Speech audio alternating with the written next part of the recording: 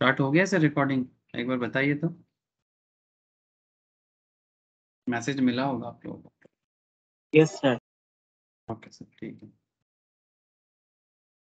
Okay sir, again good morning to all of you again sir. ठीक है, दिवाली काली पूजा थोड़ा सा छुट्टी छट्टा चल रहा है, कोई बात नहीं सर, फिर से हम लोग ट्रैक में आ जाएंगे। ठीक है। अच्छा, तो बेसिकली স্যার বলছি ছট পুজো কি আজকে না কালকে ছিল? छठ पूजा? আজকে? नहीं नहीं, छठ तो छठ छठ तो एक हफ्ता से चलता है। छठ कब है ये विश्वजीत ज्यादा अच्छे से बता पाए। विश्वजीत आ रहा है, विश्वजीत को पूछेंगे, रुको। क्यों, छठ में क्या हो? छठ में छुट्टी नहीं है? छठ फ्राइडे से स्टार्ट है सर। फ्राइडे से छठ स्टार्ट है? मतलब ছট में छुट्टी दे दी। हाँ, अभी अब देखो चालू हो गया, छठ में छुट्टी दे दी। हाँ, मतलब एक काम करते हैं ना, पूरा भारत का जितना सारा स्टेट का फेस्टिवल्स है, सारा फेस्टिवल का छुट्टी मनाते रहे, क्या लगता है बोलो? सर हम लोग काली पूजा मनाए ना कल, इसलिए छठ का एक दिन का छुट्टी। नहीं नहीं, मैं ऐसा नहीं बोल रहा हूँ, मैं यही बोल रहा हूँ सर कि सारा स्टेट, पूरा भारत में जितना स्टेट है, 29 8 स्टेट्स और 9 यूनियन टेरिटरी, सबका चालू कर देते हैं, फिर और पढ़ाई नहीं होगा, सिर्फ छुट्टी चलेगा। नहीं ठीक है सर वैसे भी। एक दिन, सर एक दिन मतलब 31 को, मतलब जिस दिन सुबह वाला ऑर्डर है उस दिन। अच्छा अच्छा, ठीक है, ले ले।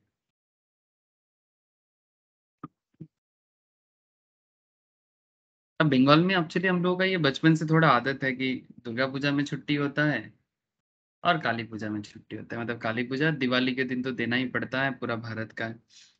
बस यही एक टाइम पीरियड में छुट्टी नॉर्मली देने का मौका मिलता है, ये बंगाल के हिसाब से मैं नॉर्मली देता हूँ।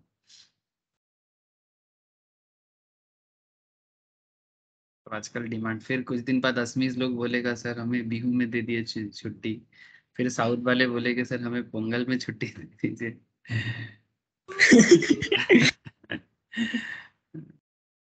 चलता से फिर मराठी लोग बोलेगा गणेश चतुर्थी में छुट्टी दे दीजिए।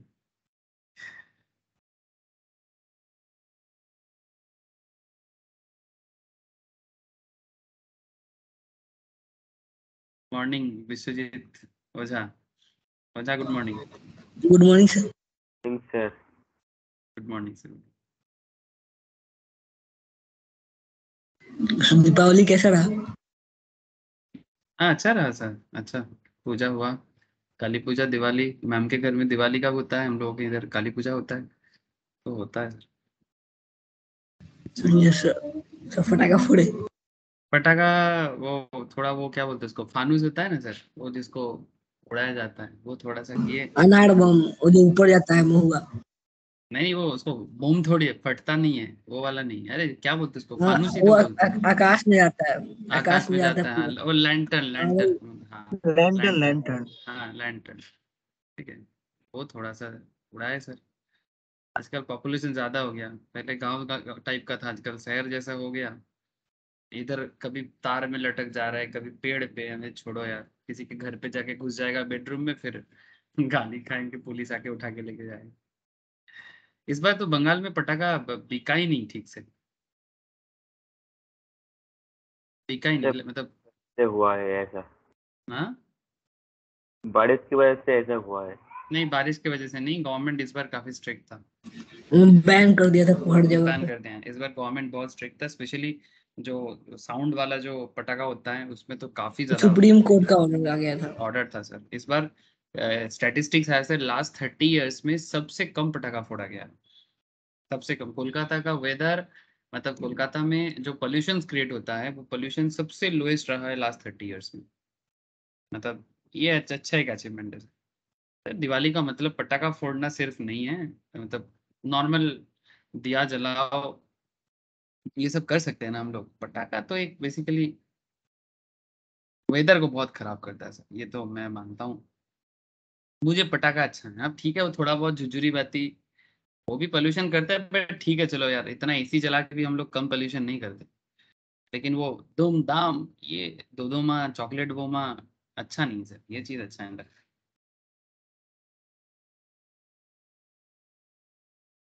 ठीक है, खुशी त्योहार का दिन है, थोड़ा बहुत शगुन का होना चाहिए, बट इस बार सही किया मेरे हिसाब से, मतलब पटाखा नहीं, नॉर्मल जितना करना चाहिए ठीक था। पुराने जमाने में क्या था, दिया जलाने का रिवाज होता था, अमावस्या होता है तो घर में रोशनी लाओ, लक्ष्मी जी आएगा, घर पे धन संपत्ति होगा, खुशहाल रहेगा, यही तो कॉन्सेप्ट था दिवाली का। और एक्चुअली राम जी जब रावण को वध करके इंडिया में वापस लौटे थे, तो उसी को दिवाली के कारण याद किया जाता है सर। ठीक है, मतलब बेसिकली काल का नाश और अच्छे दिन का शुरुआत, ये कॉन्सेप्ट। और हर एक स्टेट में सर, हम लोग बंगाल में इसको नवान्न बोलते हैं, नवान्न इन द सेंस कि नया धान उठता है तो घर पे उसका धान का ये बना के घर पे रखा जाता है, ताकि घर में सारा साल भर तो खाने का चिंता ना हो, इस टाइप ऑफ कॉन्सेप्ट है नवान्न। तो it's a very interesting concept sir, लेकिन आजकल इंसान कॉन्सेप्ट को छोड़ो, सिर्फ धूम धाम क्या करता है पता नहीं चलता। ठीक है सर, चलो बहुत कहानी हो गया, हम लोग चलो पढ़ाई करते हैं। अच्छा, in the mean time good morning to Jyoti, Snehashish, Vishwajit, Pankaj, सबको good morning sir. Good morning sir. ठीक है सर। अच्छा sir, okay sir, good morning. अच्छा तो चलो सर पढ़ाई स्टार्ट करें, हाँ। ऐसे ही थोड़ा फेस्टिव मूड है, मुझे लग रहा है सबको, मुझे तो ऐसे लग रहा है, मतलब मेरा भी खुद का फेस्टिव मूड नहीं जा रहा है, आप लोगों को मैं क्या बताऊं, लेकिन ऐसा नहीं होना चाहिए सर, फेस्टिव मूड से थोड़ा बाहर आना पड़ेगा। अच्छा, तो बेसिकली कैपिटल गेन का चैप्टर चल रहा है सर। तो इससे पहले कैपिटल गेन के 2-3 क्लासेस हुआ है, तो अगर किसी का लास्ट 2-3 लेक्चर्स नहीं हुआ है तो उसको मैं बस इतना बोलूँगा कि मैं बैकअप देता हूँ, आप लोग घर पे एक बार कीजिए और डाउट क्लियर कर लीजिए सर। उसमें ज़्यादातर मैंने capital gain related introduction, capital gain related जो बेसिक एरिया है उसमें बातचीत की है। अभी भी काफी सारा ऐसा नहीं कि हर एक प्रोविजंस को हम लोग क्या करते हैं, प्रोविजंस एक ही बार में सारा नहीं बता देते हैं, एक एक प्रोविजंस करते हैं, उसके बेसिस में क्वेश्चंस करते हैं। तो आज भी ऐसा ही कुछ करना है सर, कुछ capital gain related question solve करना है। जैसे लास्ट दिन एक क्वेश्चन किया था, मैंने होमवर्क भी दिया था, होमवर्क मिला था आप सबको? और अगर मैंने कैपिटल गेन का नोट सबको शेयर नहीं किया, थोड़ा बताइएगा मुझे, तो मैं नोट्स भी शेयर कर दूंगा अगर मैं बाई चांस भूल गया तो बेसिकली कैपिटल गेन में मैंने लास्ट दिन एक क्वेश्चन सॉल्व करवाया था, that is question number 1 Mithun का सर। हाँ, मिठुन का एक क्वेश्चन था ना, मिस्टर मिठुन का एक बहुत अच्छा क्वेश्चन था। ये सर क्वेश्चन नंबर 1। हाँ, ये वाला क्वेश्चन था। 2 क्वेश्चन करवाया था मैंने लास्ट क्लास। एक आपका था मिस्टर मिठुन का, जिसने 100 इक्विटी शेयर खरीदा था मार्केट से, वो भी स्टॉक मार्केट लिस्टेड कंपनी का शेयर खरीद के फिर उसको बेचा गया था। और मिस्टर मिठुन का जो एज था वो 75 ईयर्स के थे, और वो अपना 75 ईयर्स का जन्मदिन मना रहा था। काफी अच्छा क्वेश्चन था, जिसमें जैसे ही वो अपना शेयर बेचा, शेयर बेच के उनको क्या कैपिटल गेन हुआ। ठीक है sir, actually capital gain chapter क्या है सर? कैपिटल गेन चैप्टर को अगर मैं थोड़ा सा आपको याद दिला देता हूँ सर, जो शायद पहला 2 क्लास नहीं किया उनको थोड़ा सा ऐसा लगेगा कि सर समझ में नहीं आ रहा है कैपिटल गेन, उनके लिए मैं बस इतना कहना चाहूंगा आज कि सर कैपिटल एसेट को बेच के आपको जो गेन होता है उसे कैपिटल गेन कहते हैं। अब इनकम टैक्स में क्या है सर, जिनका बेसिक्स ऑफ इनकम टैक्स थोड़ा मिस है, उनको थोड़ा जरूरी होगा इनकम टैक्स के बारे में पूरा बेसिक आइडिया गैदर करना है। Income tax government of India हमसे टैक्स लेता है ना? तो गवर्नमेंट ऑफ इंडिया जो टैक्स हमसे लेता है, इस टैक्स को गवर्नमेंट ऑफ इंडिया 5 हेड में डिवाइड किया है सर। कितना हेड में डिवाइड किया है सर? 5 हेड्स में डिवाइड किया। 5 हेड क्या है sir? 5 head in the sense, मतलब जैसे रावण का से कहा जाता है 10 माथा है, उसका अलग कारण है, 10 माथा ऐसे ही नहीं है। ठीक है, तो 10 माथा का अलग कॉन्सेप्ट है। जैसे वैसे ही इनकम टैक्स का 5 माथा है, जैसे इसका भी रीजन है ना कि इनकम का 5 माथा, इनकम टैक्स डिपार्टमेंट ने इनकम का 5 सर या 5 हेड बोलो या 5 माथा बोलो, जो बोलना है बोलो। ठीक है, जैसे रावण का भी सिंबलाइज किया गया था, वो 10 हेड है, बेसिकली इंसान का जो 10 अवगुण है उसको डिनोट किया गया। ठीक है, मतलब जैसे किसी का अहंकार, ठीक है, इस तरह से रावण का जो 10 माथा है ना, वो हम लोग जब रावण जलाते हैं तो उसके पीछे वो सिंबलाइज था कि इंसान के अंदर जो 10 तरह का जो गलत चिंता है जो दिमाग में आता है उसको खत्म करना है। ठीक है, तो ऐसा ही गवर्नमेंट ऑफ इंडिया ने इनकम का भी 5 हेड्स बना दिया सर, ठीक है। ये सब बस आपको याद दिलाने के लिए बोलता हूँ, ठीक है, और कोई बात नहीं है सर। ऐसे यहाँ पर रावण को लेके कोई पीएचडी नहीं करना है हम लोगों को, बस जैसे रावण का 10 माथा, ऐसा इनकम टैक्स का 5 माथा, ठीक है। इसके अलावा सर इनकम टैक्स का ये मेन एरिया है सर।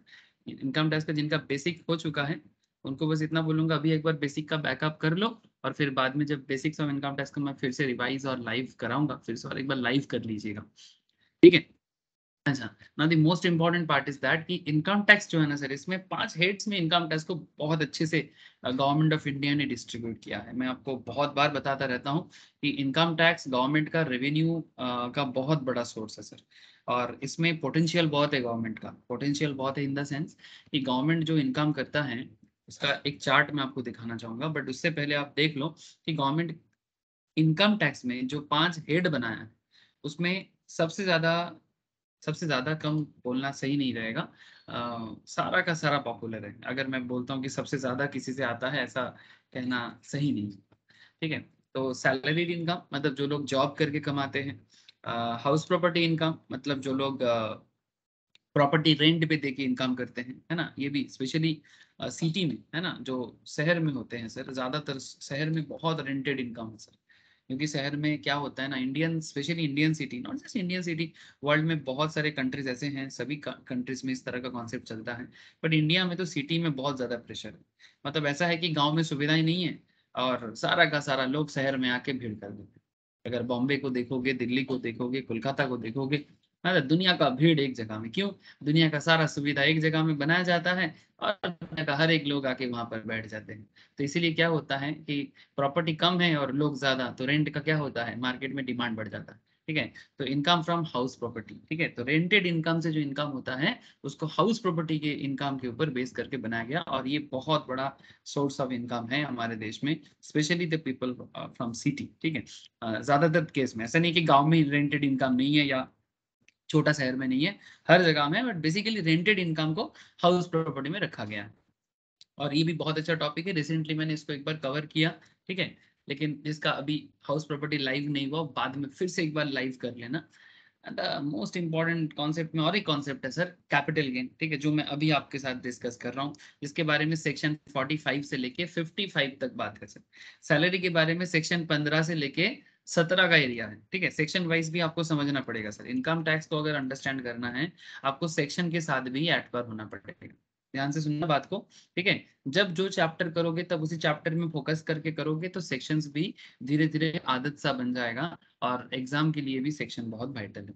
तो सैलरी इनकम सेक्शन 15 से लेके 17, ऐसा नहीं कि 15, 16, 17 में बीच में कुछ और भी सब सेक्शंस एरिया आता है सर।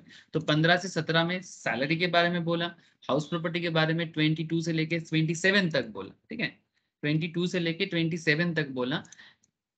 बिजनेस एंड प्रोफेशंस मतलब हम लोग जो बिजनेस करके कमाते हैं सर, इन बिजनेस करके जो इनकम करते हैं उसको profits and gains from business and profession head में रखा गया, जिसको सेक्शन 28 से लेके 44 ए तक का एक बहुत बड़ा लंबा एरिया है, उसमें डिस्कस किया गया।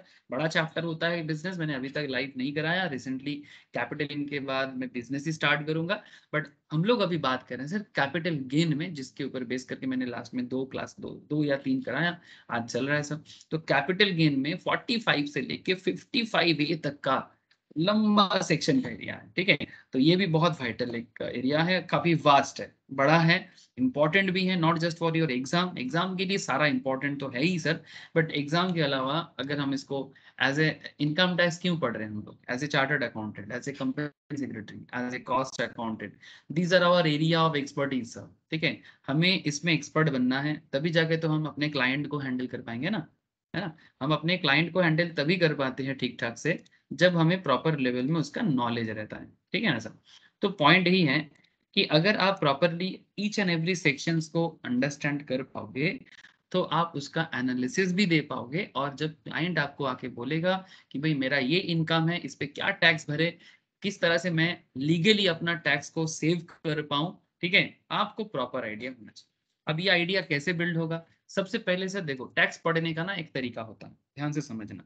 जैसे जैसे मैं चैप्टर पढ़ाऊंगा आपको, हर एक चैप्टर के लिए सेम कॉन्सेप्ट एप्लीकेबल होता है, जैसे जैसे मैं आगे बढ़ता जाऊंगा आपको समझ में और आता जाएगा कि टैक्स कैसे पढ़ना है। आप तरीका देखिएगा। टैक्स पढ़ने का सबसे इंपॉर्टेंट जो है, टैक्स क्या है, टैक्स लॉ है सर, ठीक है। Tax is a law, law मतलब नियम, ठीक है। अब नियम को पढ़ना पड़ता है पहले।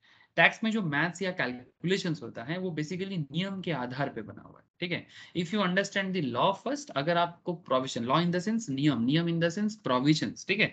मतलब जो प्रोविजंस बनाया गया है, प्रोविजंस मतलब क्या है, प्रोविजंस मतलब होता है कि गवर्नमेंट क्या करता है कि इस पर्टिकुलर हर एक चीज के लिए एक एक प्रोविजंस बना के रखा है कि अगर ऐसा होगा तो हम ऐसा करने के लिए बोलेंगे, वैसा होगा तो वैसा करने के लिए बोलेंगे। अब ये ऐसा क्या है, वैसा क्या है, आपको क्लैरिटी से जानना पड़ेगा। तो अगर आप लॉ को जानते हो, को जानते हो, तब जाके आप जब भी आप किसी क्लाइंट का प्रैक्टिकल सिचुएशंस देखोगे तो आप उसे भी हैंडल कर पाओगे। जैसे कि हम लोग प्रीवियस डे जो क्वेश्चन सॉल्व किया था, मिस्टर मिठून का जो क्वेश्चन था, जो शेयर मार्केट से अर्न किया था, ठीक है, अपना 75वां जन्मदिन मना रहा था और उसको कंपनी से डिविडेंड भी मिल रहा था, तो उसके ऊपर बेस करके गवर्नमेंट के घर में कितना टैक्स देना पड़ा था। इवन मैंने आपको स्टॉक मार्केट में ब्रोकरेज फार्म में जाके भी security transaction tax, brokerage calculator, इसका भी आइडिया मैं आपके साथ शेयर किया था। सिमिलरली आज भी कुछ क्वेश्चन करेंगे और आज भी मैं आपको कुछ प्रोविजन समझाऊंगा, क्योंकि प्रोविजन समझना बहुत जरूरी है, ठीक है। एक एक प्रोविजंस मतलब एक एक सेक्शंस, ठीक है। प्रोविजंस मतलब सेक्शन, सेक्शन का आइडिया भी लेना है और साथ में practical questions as well as conceptual questions. हर तरह का क्वेश्चन एग्जाम में पूछ सकता है, जरूरी नहीं कि हमेशा प्लस माइनस और मल्टीपल मतलब मल्टीप्लाई करने का सवाल हो, मतलब ऐसा नहीं कि हमेशा आपको प्रैक्टिकल टाइप क्वेश्चंस मिले। एग्जाम में आपको कॉन्सेप्चुअल सवाल भी कर सकते हैं। कॉन्सेप्चुअल सवाल कैसे होते हैं, लाइक कि आपको मतलब क्वेश्चन दे देगा, फिर आपको बताना होगा कि क्या ये सही है कि नहीं है, ठीक है, एनालिटिकल क्वेश्चन। तो सही गलत लिखने के लिए आपको प्रोविजंस को बेस बना के लिखना पड़ता है, ठीक है। तो मैं आपको आगे आगे ऐसा क्वेश्चंस करवाने से आपको और क्लैरिटी आ जाएगा सर, ठीक है। अच्छा, और एक सोर्स क्या है sir, income from other source. तो 5 हेड्स में से क्या हो गया, सैलरी हेड, ठीक है, सैलरी हेड, ठीक है। मैं याद दिला रहा हूँ बस, income from house property head, income from business and profession head, capital gain head and income from other source head. तो बेसिकली क्या हो गया, 5 हेड्स हैं। अब इसी 5 हेड को लेके दिमाग खाना है सबका। मैं भी आप लोगों का दिमाग खाऊंगा, आप लोग भी मेरा दिमाग खा लेना, और बेसिकली इस 5 हेड में अपना बेस बना लेना। इसके साथ कुछ एक्स्ट्रा टॉपिक्स भी हैं जो इनकम टैक्स को कंप्लीट करता है। बेसिक्स में भी कुछ है और कुछ कंक्लूजन लेवल में भी, ठीक है। बीच में ये है सर, कुछ बेसिक्स है और कुछ कंक्लूजन्स में। जैसे अगर मैं बेसिक्स में बताऊं, जैसे इनकम टैक्स का एक ओवरव्यू, ठीक है, टैक्स क्या है, कैसे टैक्स कलेक्ट किया जाता है, टैक्स कलेक्ट के बारे में कॉन्स्टिट्यूशन में क्या लिखा है, ठीक है। फिर रेजिडेंशियल स्टेटस को क्या कैसे बना गया है, income which do not form part of total income क्या होता है, ठीक है, मतलब जो इनकम के अंदर नहीं लाया जाएगा। इस तरह का कुछ एरिया है जो बेसिक्स ऑफ इनकम टैक्स का पार्ट भी बना हुआ है। सिमिलरली ये बीच में आ गया 5 डेट्स, और फिर लास्ट में कंक्लूजन स्टेज में आएगा डिडक्शंस का चैप्टर। डिडक्शंस कैसे होते हैं आगे आगे बताऊंगा, कि आपका इनकम के ऊपर बेस करके सरकार आपको छूट देता है कि भाई ठीक है, इसने इतना कमाया उतना कमाया, लेकिन अगर ये अपने परिवार के लिए, अपने देश के लिए, अपने समाज के लिए कुछ कंट्रीब्यूट करता है, तो सरकार का मानना होता है कि इसको टैक्स में छूट दिया जाए, ठीक है। बड़ा सिंपल सा कॉन्सेप्ट है सर।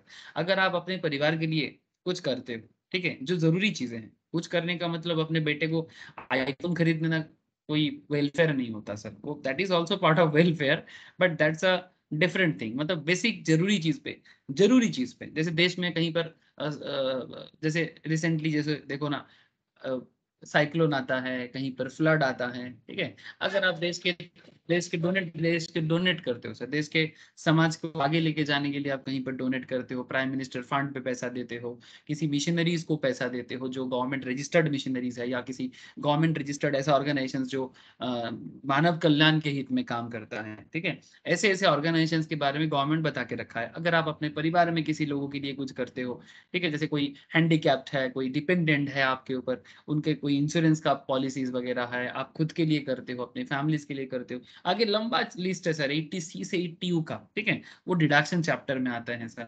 फिर अगर कोई घोटाला करता है तो क्लबिंग ऑफ इनकम का एक चैप्टर आता है, ठीक है। और कुछ स्पेशल में लाइक एडवांस टैक्स, TDS, ये सब का एक कॉन्सेप्चुअल एरिया है। सो बेसिकली इनकम टैक्स ना कुछ इस तरह से है, बेसिक्स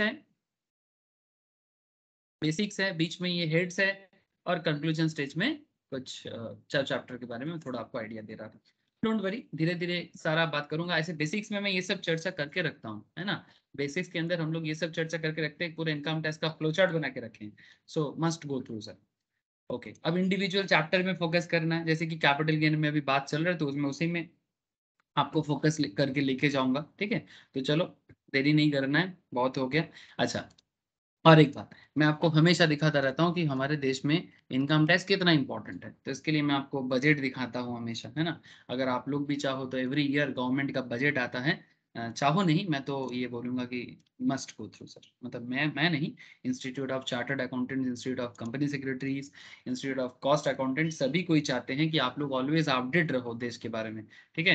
बिकॉज सिर्फ किताबी बात से आप जोर से जोर किताब का कुछ नॉलेज गैदर करोगे, बट अगर आप अपना सराउंडिंग आइडिया क्लैरिटी नहीं करोगे ना, तो वो क्लियर नहीं होगा, तो आप कहीं ना कहीं फंस जाओगे। जब केस स्टडीज क्वेश्चन आएगा फाइनल लेवल में, इंटरमीडिएट लेवल में, जब थोड़ा सा सवाल घुमा के देगा ना, आप समझ नहीं पाओगे, तब उसके पीछे का लॉजिक पकड़ नहीं पाओगे। क्यों नहीं पकड़ पाओगे? बिकॉज आपका आउटसाइड क्लैरिटी नहीं है, देश के बारे में नॉलेज नहीं है, देश चलाने की जो फाइनेंशियल एरिया है उसके आप डेवलपमेंट नहीं करते, तो आपको ना वो समझ में नहीं है, ठीक है। तो इसलिए मैं हमेशा बोलता रहता हूँ कि सिर्फ किताबी क्वेश्चंस या किताबी बातें ही नहीं, आप उसके बाहर भी देखें कि किस पर्टिकुलर कॉन्सेप्ट को करने के लिए क्या है। जैसे मैं ये बजट क्यों दिखाना चाहता आपको, गवर्नमेंट का बजट दिखाने के पीछे मेरा हमेशा, मैं रोज दिखाता रहता हूँ हर क्लास में, मतलब ऑलमोस्ट मैं कोई भी टैक्स या जीएसटी क्लास ऐसा नहीं है जिसमें मैं ये बात नहीं करता।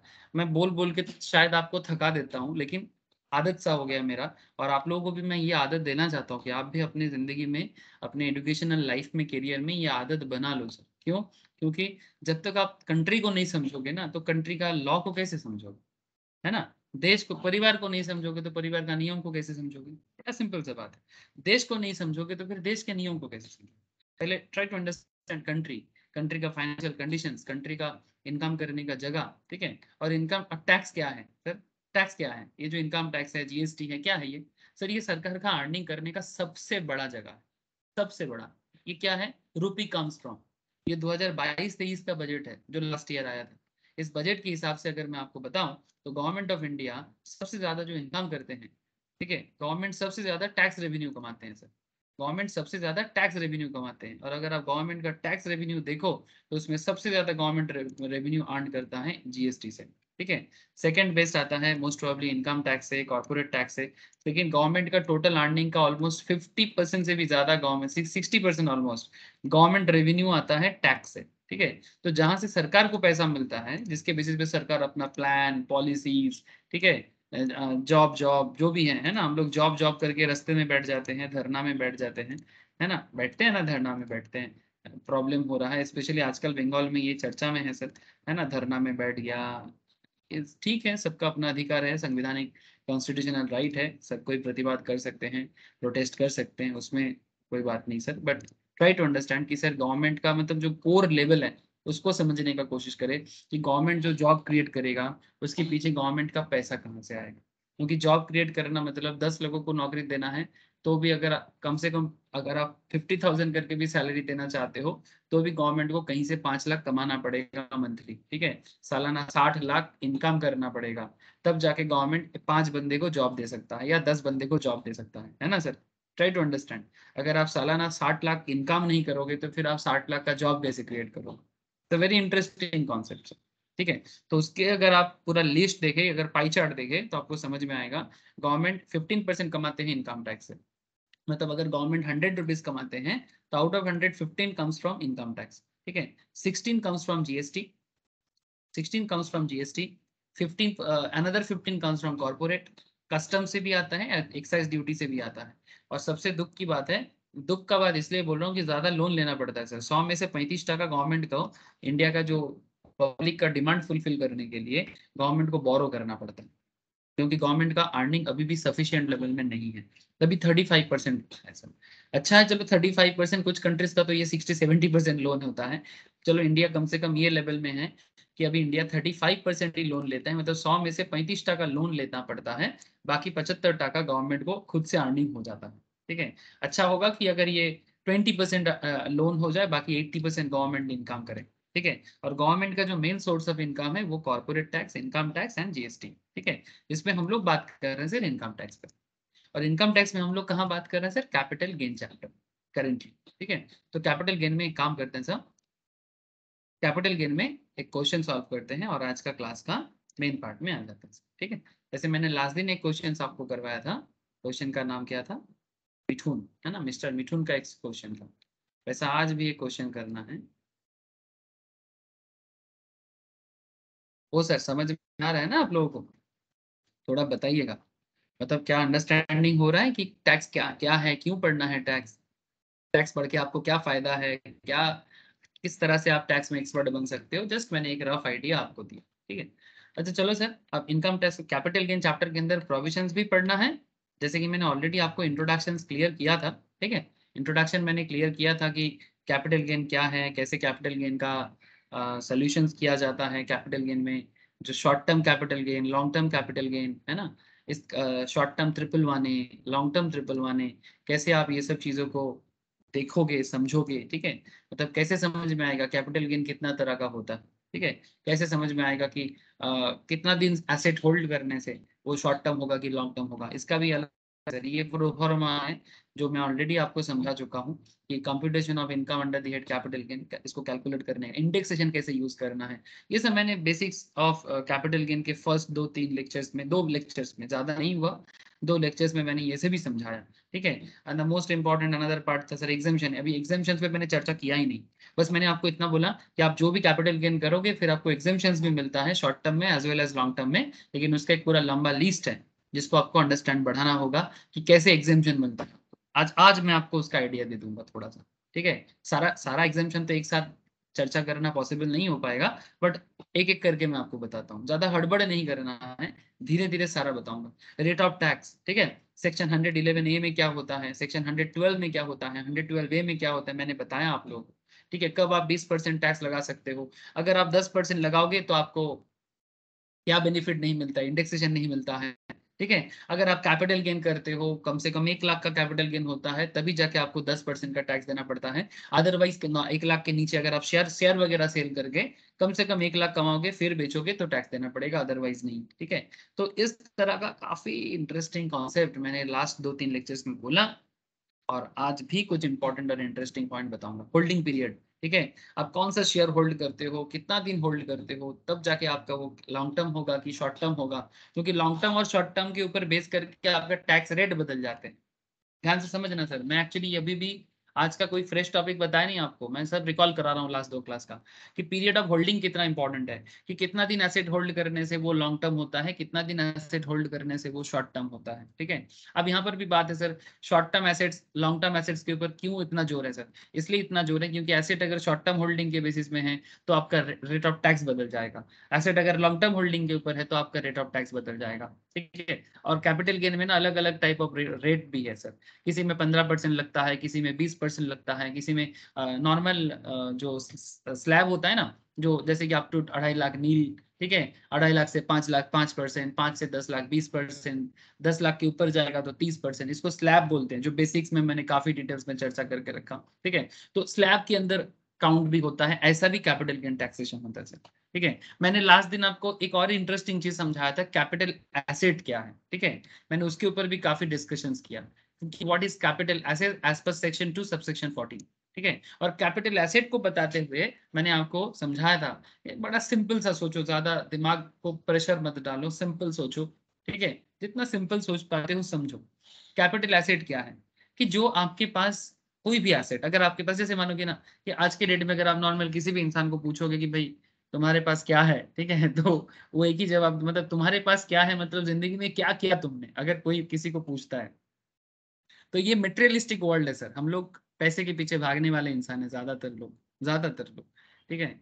कुछ कम ही लोग होते हैं जो पैसे के पीछे नहीं भागते, ठीक है, फिर भी उनके पास पैसा होता है, बट वो पैसा का मोह नहीं करता। ऐसे देखो स्पिरिचुअलिस्टिक बात हो जाता है, बट फिलोसॉफिकल स्पिरिचुअल बातों पे नहीं जाएंगे सर, वो हमारा सिलेबस नहीं है। लेकिन बात को समझे कि किसी को भी पूछो भाई जिंदगी में क्या किया, तो सबका एक ही कॉन्सेप्ट होता है कि कितना घर बनाया, कितना जमीन खरीदा, हाँ सर, उससे सक्सेस रेट नापा जाता है, ये सर नो। अरे क्या मैं सही बोल रहा हूँ सर, आपने अपनी जिंदगी में क्या किया, जब ये बात आता है, या फिर कोई किसी के साथ कंपेयर करता है, ठीक है, कि भाई बंदा ने कितना पैसा कमाया, अब पैसा कमाया या एसेट कमाया, ध्यान से समझना, बड़ा कॉमन सेंस से ही जवाब आता है कि सर कैपिटल गेन क्या हो सकता है। अगर आपने जमीन खरीदा, ठीक है, पैसा कमाया, जमीन खरीदा, घर बनाया, कोलकाता में, दिल्ली में, मुंबई में आपने फ्लैट खरीद लिया, ठीक है, हो सके तो फॉरेन में, इंग्लैंड में भी आपका रियल एस्टेट प्रॉपर्टी है, या अमेरिका में भी है, ठीक है, फॉरेन में भी, मतलब आप सुपर रिच कैटेगरी में चले गए, ठीक है। तो व्हाटएवर जो भी करो, जैसे ही आपको ये गुड फीलिंग्स आता है ना, नहीं भाई मेरे पास बहुत है, ठीक है, मैंने काफी कुछ किया जिंदगी में, तो काफी कुछ किया जिंदगी में इन द सेंस आपने बहुत पैसा कमाया, बहुत एसेट बनाया। अब बात है कि जब ये एसेट सेल करके आपको पैसा मिलता है, आपको, आपने कितना शेयर मार्केट में इन्वेस्टमेंट किया, ठीक है, आप शेयर मार्केट में इन्वेस्टमेंट करके, आप म्यूचुअल फंड में इन्वेस्टमेंट करके, उसको सेल करके कितना गेन कर लिया, ठीक है। तो ये जो जैसे जो जो मैं कॉमन सेंस में आपके साथ बोल रहा हूँ, आपके पास गोल्ड कितना है, ठीक है, आपके पास सिल्वर कितना है, ठीक है, आपके हस्बैंड के पास कितना डायमंड रिंग क्या है, आपके वाइफ के पास कितना ज्वेलरीज है, ये सब क्या है सर, ये सब क्या है ना, ये सब कैपिटल एसेट है सर, ठीक है, ये सब कैपिटल एसेट्स है। और मैंने यही चीज थोड़ा लॉ के लैंग्वेज में आपको लिखा के रखा, आप कॉपी चेक करें तो आपको मिल जाएगा। तो कैपिटल एसेट्स आपके पास जो भी है, चाहे आप एक इंडिविजुअल हो, चाहे आप एक बिजनेस हो, ठीक है, तो आपके पास कैपिटल एसेट्स है, उसको सेल करके आपको जो गेन होता है उसे कैपिटल गेन कहते हैं। बड़ा सिंपल बात। अब जैसे ही आप गेन करोगे, सरकार आके बोलेगा बहुत अच्छा है, तुमने जमीन बेचा, जमीन बेच के तुमने 4 लाख कमाया, 5 लाख कमाया, 4 करोड़ कमाया, 5 करोड़ कमाया, बहुत अच्छा है, बट आप मेरे घर पे भी कुछ जमा करके जाओ। कौन बताता है? सरकार बताता है, गवर्नमेंट ऑफ इंडिया बताते हैं। क्या जमा करना है? टैक्स जमा करना। सिंपल। आप इनकम करोगे, सरकार के घर में टैक्स भरना है। अब कोई बोलेगा सर इनकम मैं करूं और टैक्स सरकार के घर में जमा करूं। सर ये देश सबका है, ठीक है, ये जो संपत्ति, जो एसेट्स हमें यूज करने का मौका मिलता है, ये बेसिकली हम लोग अपने हुनर के बेसिस में यूज जरूर कर लेते हैं, लेकिन इसके ऊपर कुछ संवैधानिक कॉन्सेप्ट भी है। मतलब बेसिकली एक बात होता है सर, बोलते हैं कि जिस मिट्टी का खाते हो उस मिट्टी में कुछ रिटर्न भी करना पड़ता है। ऐसा नहीं कि सिर्फ मिट्टी से सिर्फ खाते रहो, है ना। जैसे मिट्टी में हम लोग पेड़ लगाते हैं, फिर पेड़ से फल बनाते हैं, जैसे हर साल चावल उगता है ना, धान उगता है, गम उगता है, उसके बाद उस मिट्टी को कुछ रिटर्न में भी देना पड़ता है, उसमें फिर से खाद भरना पड़ता है, सार देना पड़ता है, तब जाके नेक्स्ट ईयर फिर से वो फसल उगा सकता है हमारे। बात समझे sir? It's a very simple concept, है ना। सिमिलरली अगर हम लोग इस कंट्री से सिर्फ लेते जाएंगे और इस कंट्री को रिटर्न में कुछ देंगे नहीं, तो आज तो जी लेंगे, फिर कल क्या होगा? हमारा जनरेशन तो बीत जाएगा, पर नेक्स्ट जनरेशन का क्या होगा? ठीक है, देश का तरक्की, देश का डेवलपमेंट, देश का फाइनेंशियल डेवलपमेंट कैसे होगा? इसीलिए टैक्स देना जरूरी है। हम लोग टैक्स चोरी करने के पीछे भागते हैं, जरूर बहुत लोग हैं सर, हम लोग चाहते हैं कि सरकार के घर में टैक्स ना जाए, ठीक है, ताकि हमें 5 टका भी किसी को क्यों दे, 10,000 भी क्यों दे, है ना, 5,000 भी क्यों दे, उससे अगर मैं थोड़ा रेस्टोरेंट में खाना खा सकता हूँ तो ज्यादा मजा आएगा, है ना। लेकिन बात समझने वाले हैं सर, ठीक है। अब कोई बोलेगा सर हम लोग टैक्स देंगे, सरकार करप्शन करेगा, दैट्स अ डिफरेंट पार्ट। सरकार भी आपका ही है, आप कैसे लोगों को चूज किए हैं, हम कैसे लोगों को चूज किए हैं, उस पर बात करना अलग चीज हो जाता है। कोई करप्टेड निकले, इसका जिम्मेदार कौन है? पब्लिक ही है, क्योंकि जैसा जनता वैसा उसका राजा है सर। वो अलग बात है सर, उसमें बात नहीं कर सकते, लेकिन टैक्स देना हमारा रिस्पॉन्सिबिलिटी। और रेस्पॉन्सिबिलिटी के साथ साथ सरकार की तरफ से देखो तो सरकार हमसे जबरदस्ती टैक्स लेता है। अगर हम टैक्स नहीं देंगे तो सरकार हम पे पेनल्टी लगाएगा, रूल बनाएगा सर, क्या करें। बिना रूल बनाए हुए हम लोग देश चलाना मुश्किल हो जाता है, क्योंकि पब्लिक इतना दिलदार नहीं, ठीक है, उनको तो जितना कम देना पड़े उतना अच्छा। तो बात ऐसा है सर कि कैपिटल एसेट को बेच के जो गेन करोगे वो कैपिटल गेन बन जाएगा, और कैपिटल गेन के बेसिस में सरकार के घर में जो टैक्स जाता है उसको कैपिटल गेन टैक्स कहा जाता है। That's a simple concept. अब इसी सिंपल कॉन्सेप्ट को, इतना सिंपल जितना लग रहा है इतना सिंपल ये है नहीं, क्योंकि इसके पीछे काफी सारा एसेट्स के ऊपर आपको जानकारी लेना पड़ता है, तब जाके आप कैपिटल गेन को प्रॉपरली समझ पाते हो। तो ऑलरेडी मैं बहुत सारा चीज आपको क्लास में समझाया, ठीक है, लास्ट 2-3 लेक्चर्स में। आज भी कुछ समझा दूंगा, आज भी कुछ क्वेश्चंस करूंगा, फिर ऐसा चलेगा। अभी और 2-3 लेक्चर्स जाएगा सर, जिसमें मैं आपको धीरे धीरे सारा चीज पे एक एक करके बात करूंगा सर। तो एक काम करते हैं ना, क्लैरिटी के लिए एक क्वेश्चन करते हैं, क्लैरिटी के लिए एक क्वेश्चन करते हैं। क्वेश्चन करने से क्या होता है, जो दिमाग में जो कंफ्यूजन क्रिएट होता है वो कंफ्यूजन थोड़ा सा सिंपल हो जाता है, थोड़ा क्लैरिटी आ जाता है। चलो एक रियल क्वेश्चन, ठीक है, वास्तव में ऐसा होता है, तो ऐसा ही एक क्वेश्चन आगे आपके साथ अभी मैं डिस्कस करूँ।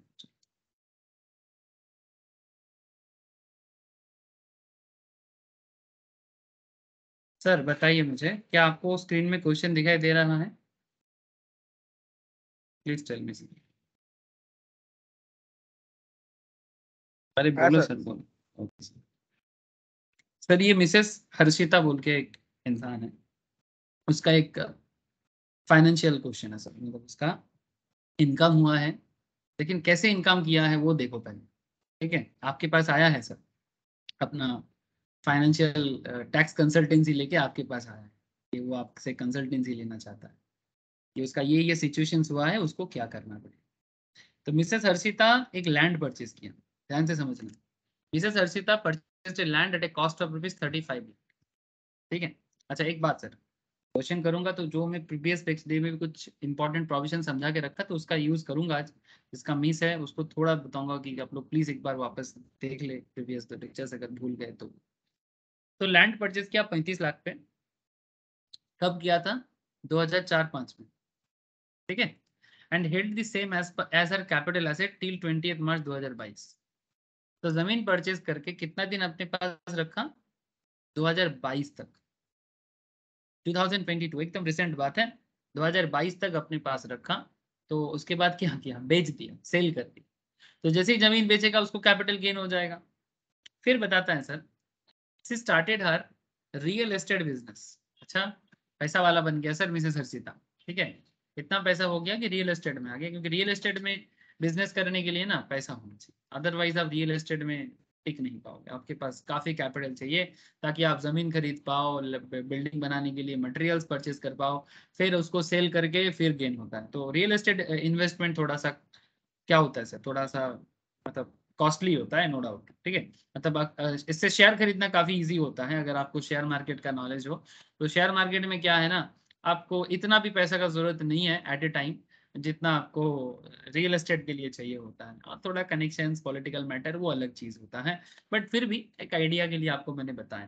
तो she started a real estate business on 21 March 2022 and converted the said land into stock in trade. ध्यान से सुनना सर, इसके ऊपर भी मैंने लास्ट क्लास बताया था कि जब आप स्टॉक इन ट्रेड में कन्वर्ट करते हो, स्टॉक इन ट्रेड मतलब आपके पास जो लैंड था वो कैपिटल एसेट था, बट अब आप बिजनेस पे आ रहे हो।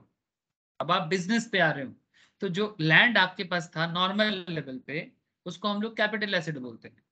बट कैपिटल एसेट को जब आप स्टॉक इन ट्रेड में लाते हो, मतलब इतना दिन आप एक नॉर्मल इंसान की तरह थे, से फॉर एग्जांपल मी, मानो कि मैं या फिर आप में से कोई जो लैंड बिल्डिंग का धंधा नहीं करता। सब बात को थोड़ा सुनना, मैं स्लैंग नहीं करना चाहता, धंधा वर्ड थोड़ा सा साउंड अलग होता है, but just try to understand धंधा इन द सेंस बिजनेस और कुछ नहीं। ठीक है, मैं यहाँ पर धंधा वर्ड को बिजनेस के नजरिया पे बता रहा हूँ। आप इतना दिन लैंड बिल्डिंग का बिजनेस नहीं करते थे, बट अभी आप लैंड बिल्डिंग का बिजनेस करना स्टार्ट करोगे। तो जो बंदा, मानो कि एक सैलरीड पर्सन, मानो कि एक नॉर्मल प्रोफेशनल्स जो लैंड बिल्डिंग का धंधा या बिजनेस नहीं करता, उसके पास अगर जमीन है तो वो जमीन क्या है? उसका उसका एसेट्स है। कैसा asset? It's like of long term assets, fix assets, ऐसे बोला जा सकता है। बट अगर वो बंदा लैंड बिल्डिंग सेल का काम करता है, जमीन बेच देता है, मानो कि 10 लाख की जमीन बेच के 3 लाख में एक्स्ट्रा प्रॉफिट करके 13 लाख में बेच दिया, तो 3 लाख का क्या हो गया?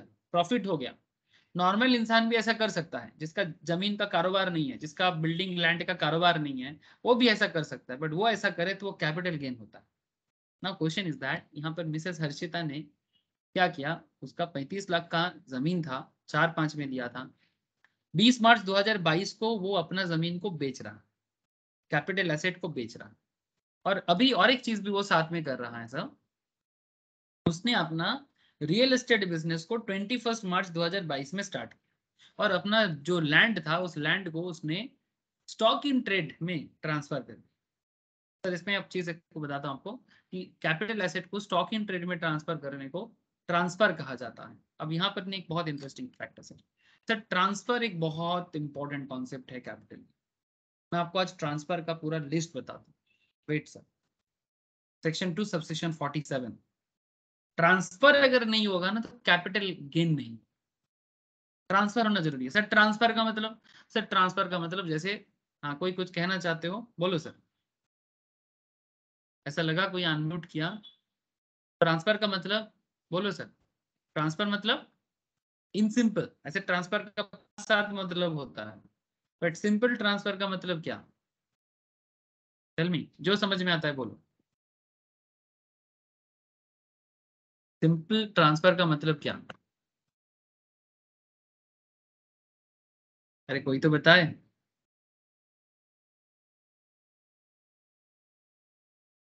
बदलना। बदलना। ट्रांसफर का मतलब बदलना। इट्स नॉट लाइक बदलना, इट्स लाइक कि आज जो मेरा है, कल वो तुम्हारा हो जाएगा।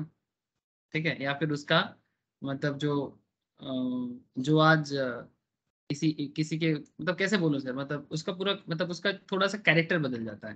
ठीक है, थोड़ा कैरेक्टर भी बदल जाता है, आपके पास से किसी और के पास चला गया, जैसे जब कोई प्रोडक्ट सेल होता है। ठीक है, ऑनरशिप चेंज होना।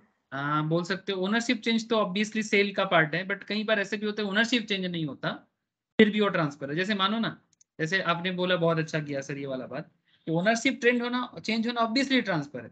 बट यहाँ पर कुछ और भी केसेस आता है, जैसे मानो कि आपका ही कैपिटल एसेट, ये जो मिस्टर मिसेस हर्षिता का, उसी के पास तो था उसका लैंड, उसने अपने ही जमीन को बिजनेस पे कन्वर्ट किया, तो इसमें ओनरशिप बदला गया सर? No sir. जमीन का मालिक पहले भी मैं था, जमीन का मालिक आज भी मैं हूँ, बट जमीन को, कैरेक्टर बदला। हाँ वेरी गुड सर। ये जो फर्क है ना, ये जो थोड़ा सा आपने थीम लाइन देख लिया, यही तो खेल है, यही तो खेल है सर। इसी में इनकम टैक्स का मतलब बदल जाता है, इसी में इनकम टैक्स का मतलब बदल जाता है, टैक्स ट्रीटमेंट बदल जाता है। इसलिए इनकम टैक्स में आपको ये छोटा छोटा चीज पे ना ध्यान देना पड़ता है। ऑब्वियसली ट्रांसफर का सिंपल मतलब है ओनरशिप बदलना, वेरी गुड सर, इसमें कोई गलती नहीं है। That's a very very important and true concept. But साथ में आपको ये भी समझना पड़ेगा कि ट्रांसफर का मतलब सिर्फ इतना छोटा नहीं, ट्रांसफर का मतलब इससे और बड़ा है सर। ठीक है, इसमें ट्रांसफर का मतलब होता है रिलिंक्विशमेंट, एक्सटिंग्विशमेंट। मैं आपको दिखाता हूँ, 1 मिनट रुक जाओ। ट्रांसफर का एक पूरा लिस्ट है, सेक्शन 2 सबसेक्शन 47। कहाँ चला गया? कॉस्ट ऑफ इम्प्रूवमेंट नहीं, एग्जामिशन आ गया, नहीं ऊपर होगा फिर। ट्रांसफर कॉस्ट, ट्रांसफर क्या है? ठीक है, इसमें पूरा लिस्ट मिल जाएगा आपको।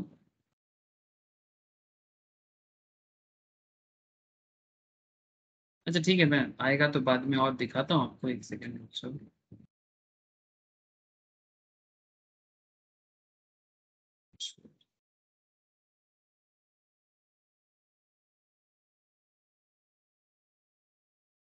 टेंशन से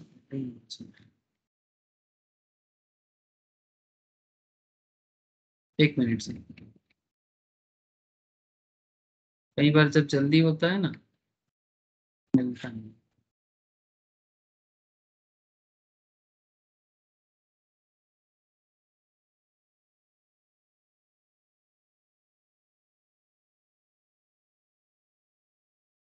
कैपिटल एसेट,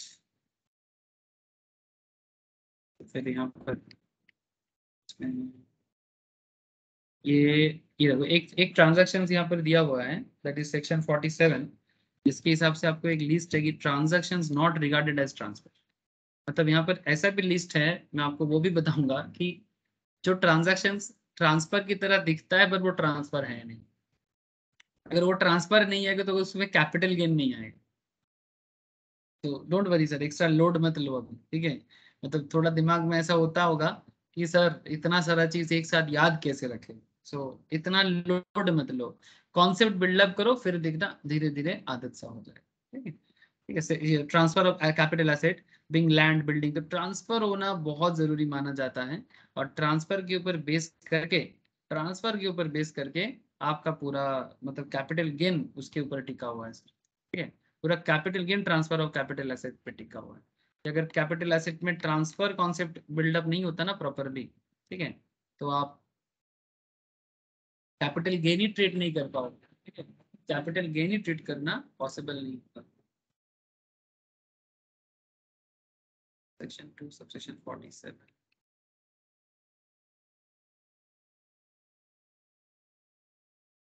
चलो, मतलब बात बात पे बात उठना है तो मैं थोड़ा सा व्हाट इज ट्रांसफर। तो ट्रांसफर का मतलब होता है मतलब सिंपल है, जैसे कि आप लोगों ने बताया कि सर ओनरशिप चेंज होना, जो सेल ऑफ गुड्स एक्ट के हिसाब से भी होता है, ठीक है। तो 2 सबसेक्शन 47 ट्रांसफर के बारे में बताते हैं कैपिटल गेन में। The act contains an inclusive definition of the term transfer. Accordingly transfer in relation to a capital asset includes the following types of transactions. जैसे कि आप लोग बार बार बता रहे हो सर सेल होना, yes that is transfer in simple transfer. आज जो आपके पास है कल आप किसी को बेच देते हो तो सेल कर देते हो। तो जैसे आप किसी दुकानदार के पास जाते हो, दुकानदार सेल कर देता है तो ट्रांसफर हो जाता है।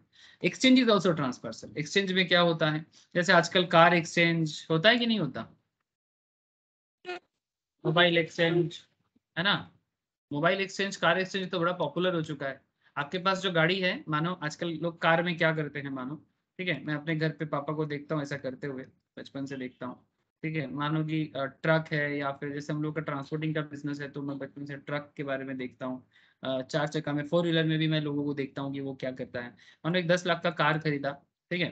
तो 10 लाख का कार में मानो कि इस कार को उसने 4 साल चलाया, ठीक है, ठीक है, 4 साल मानो चलाया।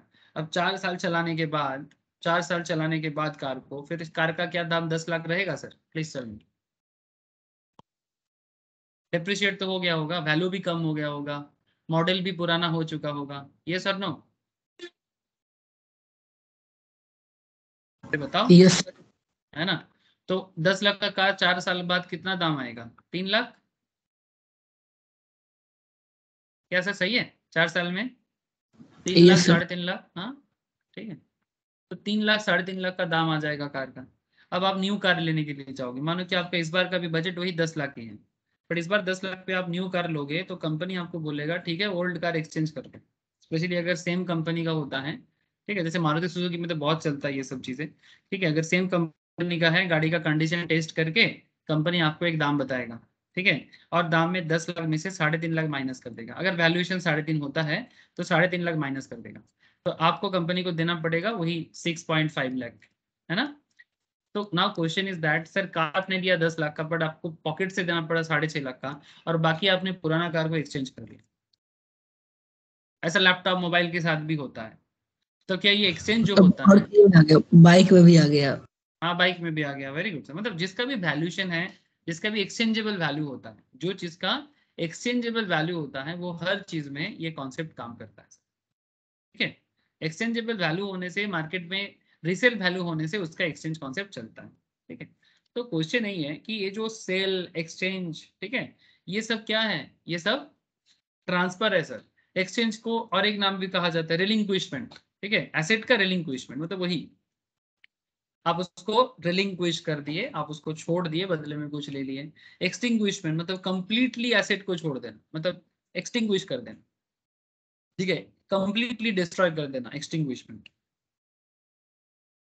बाद में जो भी स्क्रैप में मिल जाता है, ठीक है। कंपल्सरी एक्विजिशंस, कंपल्सरी कोई एसेट को खरीद लेना कंपल्सरी, जैसे गवर्नमेंट लेता है ना, गवर्नमेंट को जब कोई प्रोजेक्ट बनाना पड़ता है तो गवर्नमेंट कंपल्सरी एक्विजिशंस करता है, पता है आपको। देखो सर मैंने आपको एक क्वेश्चन समझाने गया और यहाँ पर एक छोटा सा ट्रांसफर का पॉइंट आया, तो मैंने ट्रांसफर पे बात करना चालू किया तो मैं ट्रांसफर में खो गया, ठीक है। तो जब ट्रांसफर बोल ही दे रहे हैं तो फिर ट्रांसफर सुन लो, फिर क्वेश्चन करते हैं ना, ठीक है। अपने आप को ज्यादा डेविएट मत करना मेन कॉन्सेप्ट से, क्योंकि हम लोग कॉन्सेप्ट में ही बात कर रहे हैं, ठीक है। जैसे मानो ट्रांसफर से बात आया कि बुलेट ट्रेन के ऊपर जो इंडिया में अभी काम चल रहा है, बुलेट ट्रेन और गोदरेज के बीच में एक प्रॉब्लम हुआ है सर। सर बुलेट ट्रेन का रास्ता कहाँ बन रहा है जानते हो, भारत का जो पहला बुलेट ट्रेन बन रहा है, भारत का जो पहला बुलेट ट्रेन बन रहा है, वो बुलेट ट्रेन बन रहा है आपका बॉम्बे से गुजरात, ठीक है, मुंबई से गुजरात का, ठीक है। अब मुंबई से गुजरात का जो बुलेट ट्रेन का प्रोजेक्ट है, इस प्रोजेक्ट का पूरा रास्ता मुंबई से होते हुए गुजरात तक जा रहा है, अहमदाबाद तक। अब इसमें एक इंटरेस्टिंग फैक्ट है सर, मैं आपको ये एक्विजिशंस पे ये बात क्यों की, क्योंकि इसमें एक एफिडेविट फाइल हुआ हाई कोर्ट में, मुंबई हाई कोर्ट में, कि Mumbai in an affidavit filed in the Bombay High Court, the state government has blamed Godrej and Voice for the delay in acquisitions of 39,000 square meter land in Vikaroli for the Mumbai Ahmedabad high speed bullet train project। बात को ध्यान से समझिए, 40,000 square metre. अब इसमें गोदरेज क्यों आ गया, क्योंकि सर बॉम्बे का मैक्सिमम जमीन जो प्राइवेट ओनरशिप में है वो गोदरेज का है, ठीक है। जो गोदरेज कंपनी का आप लोग नाम सुने हो सर, ठीक है।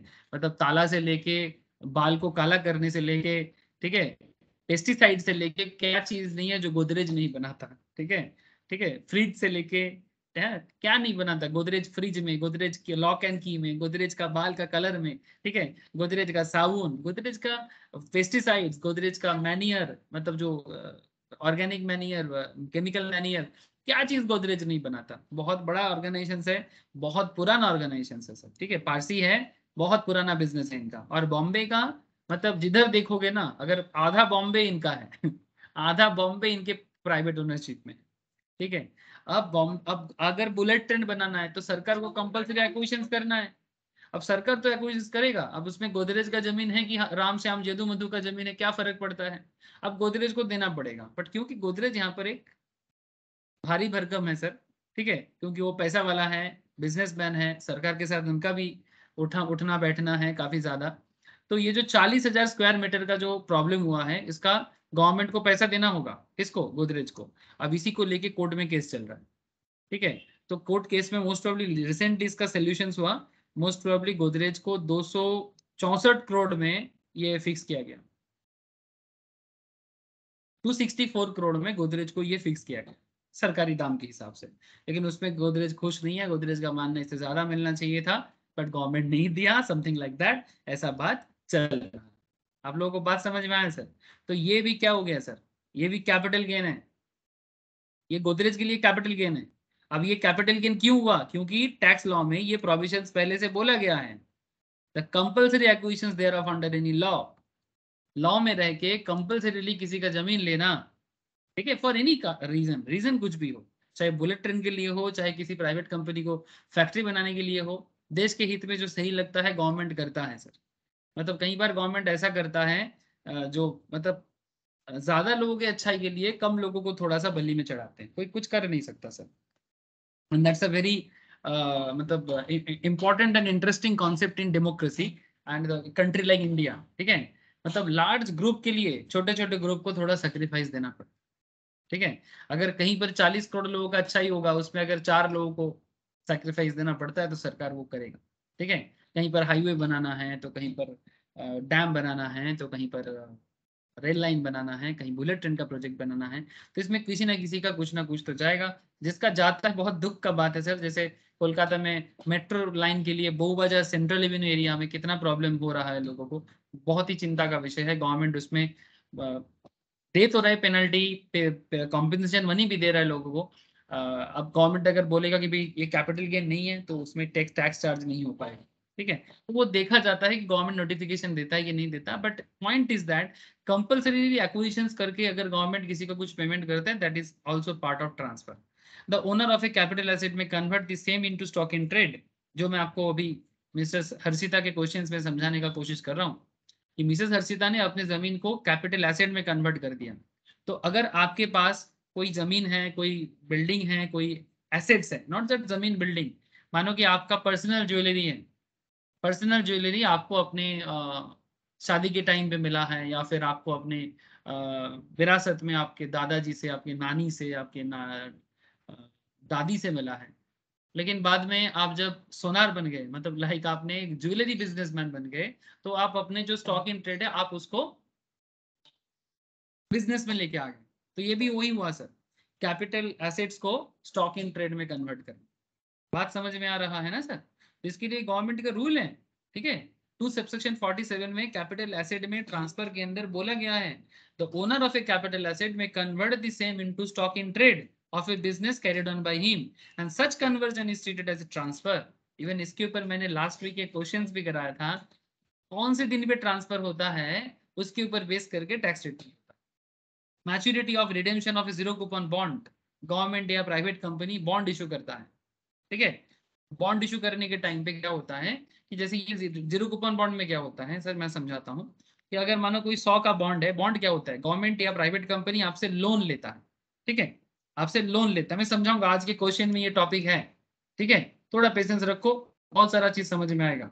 आपसे गवर्नमेंट लोन लेता है, तो मानो कि एक एक बॉन्ड या डिवेंचर, बॉन्ड या डिवेंचर सेम होता है ना, आप लोग जानते हो, बचपन में आप लोग अकाउंट्स में भी डिवेंचर का बात सुने हो, बॉन्ड का बात सुने हो। तो मानो कि एक बॉन्ड का दाम अगर 100 है, लेकिन 100 का बॉन्ड अगर गवर्नमेंट आपको 90 में देता है, तो 10% का क्या हुआ आपको डिस्काउंट में दिया। तो इसमें क्या होता है, इसमें ना कोई इंटरेस्ट नहीं होता। मतलब ऐसा नहीं कि 100 करके आपने 1000 बॉन्ड खरीदा तो गवर्नमेंट के घर में आपने कितना जमा किया 10 लाख, ठीक है।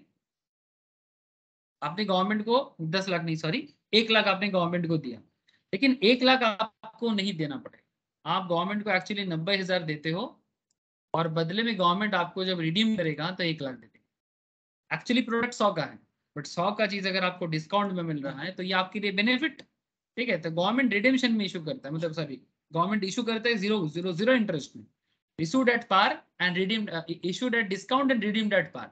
मतलब डिस्काउंट में इशू करके गवर्नमेंट पार में रिडेम्पशन देता है आपको। इसमें आपका फायदा क्या है, वही जो इंटरेस्ट का नाम नहीं है यहाँ पर कि कितना प्रतिशत इंटरेस्ट है, इंटरेस्ट बोल के आपको कुछ नहीं दे रहा है, आपको बस 90 का 100 का चीज 90 में देके फिर आपको 100 रिटर्न करता है, ठीक है। तो ये होता है जीरो कूपन बॉन्ड। ये भी जब मैच्योर होता है ना, इसको भी ट्रांसफर कहा जाता है, ठीक है।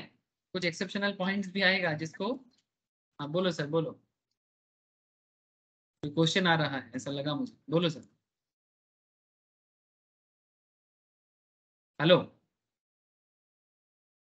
ओके सर, तो फिर मैं आगे पढ़ता हूँ, ठीक है। Sir part performance of contract, so sometimes possession of an immovable property is given in consideration of part performance of contract। ये ज्यादातर केस में फ्लैट परचेज वगैरह के टाइम पे होता है। जैसे मानो कि अगर आप अपना फ्लैट खरीद रहे हो, ठीक है, तो फ्लैट में क्या होता है जब बिल्डिंग बनता है, ठीक है, तो पूरा बिल्डिंग कंप्लीट नहीं होता, बट फिर भी आप ऐसे करते हो कि स्टेज बाय स्टेज पेमेंट करते हो। स्नेहाशीष क्लास में है तो मुझे समझा सकता है, एक्चुअली स्नेहाशीष रियल एस्टेट में काम करते हैं, आई नो, तो उसका प्रोजेक्ट चलता है फैमिली में। तो स्नेहाशीष है, बोल स्नेहाशीष, आवाज आ रहा है मेरा?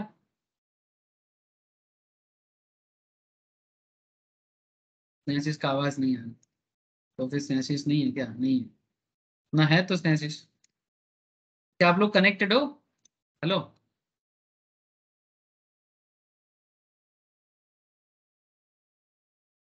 Yes sir sir. मेरा आवाज तो आ रहा है ना?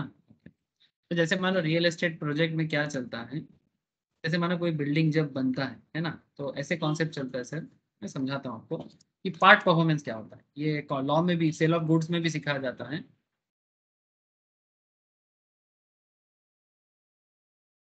मानो कि जैसे मानो ये बिल्डिंग, मानो इस बिल्डिंग में आपका भी फ्लैट है सर, ठीक है, आप यहाँ पर भी बुकिंग किया।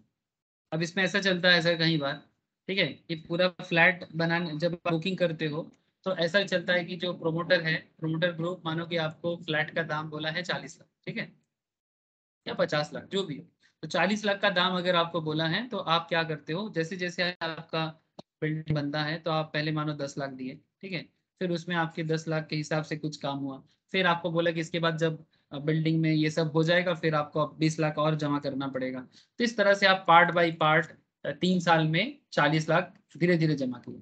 तो लेकिन ये सारा का सारा आप पार्ट बाय पार्ट कर रहे हो और इसमें पार्ट परफॉर्मेंस हो रहा है, लेकिन पार्ट परफॉर्मेंस हो रहा है, लेकिन बिल्डिंग आपको अभी तो नहीं मिला, बाद में मिलेगा, बट आपको इसमें भी ट्रांसफर का कॉन्सेप्ट यूज किया जाता है, ठीक है। तो दैट इज वाई लॉ के अंदर ये भी लिखा जाता है the part performance of contract sometime positions of N immovable property, ठीक है, जैसे कि बिल्डिंग वगैरह is given in consideration of part performance. आपने पूरा पैसा नहीं दिया, आपने आधा पैसा दिया, फिर आधा पेमेंट किया, बाकी पेमेंट आप बाद में करोगे, फिर भी आपको पोजीशन दिया जाता है, ठीक है।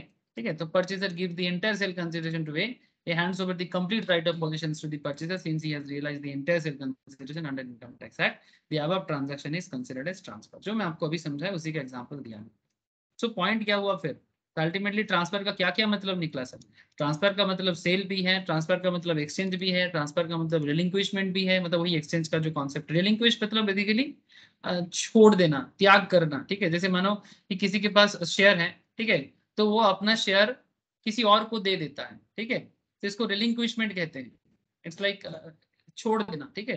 तो अपना चीज छोड़ देना भी एक तरह का ट्रांसफर है। एक्सटिंग्विशमेंट कंप्लीटली डिस्ट्रॉय कर देना एसेट्स को, स्क्रैप बेच देना।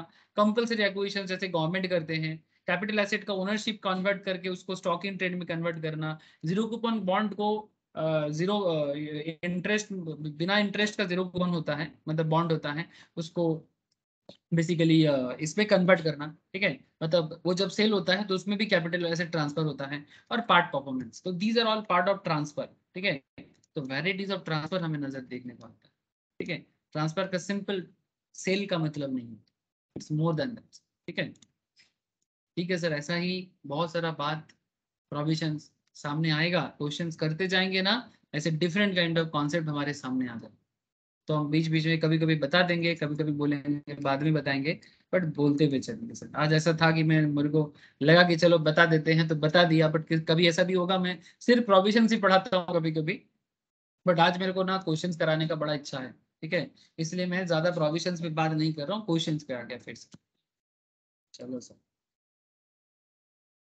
तो इसने अपना रियल एस्टेट बिजनेस करने के लिए 21 मार्च 2022 को अपना ही कैपिटल एसेट को स्टॉक इन ट्रेड में कन्वर्ट कर दिया। कब किया? सेम सेट डेट पे, 21 मार्च को। When the fair market value of the land is 210 lakh.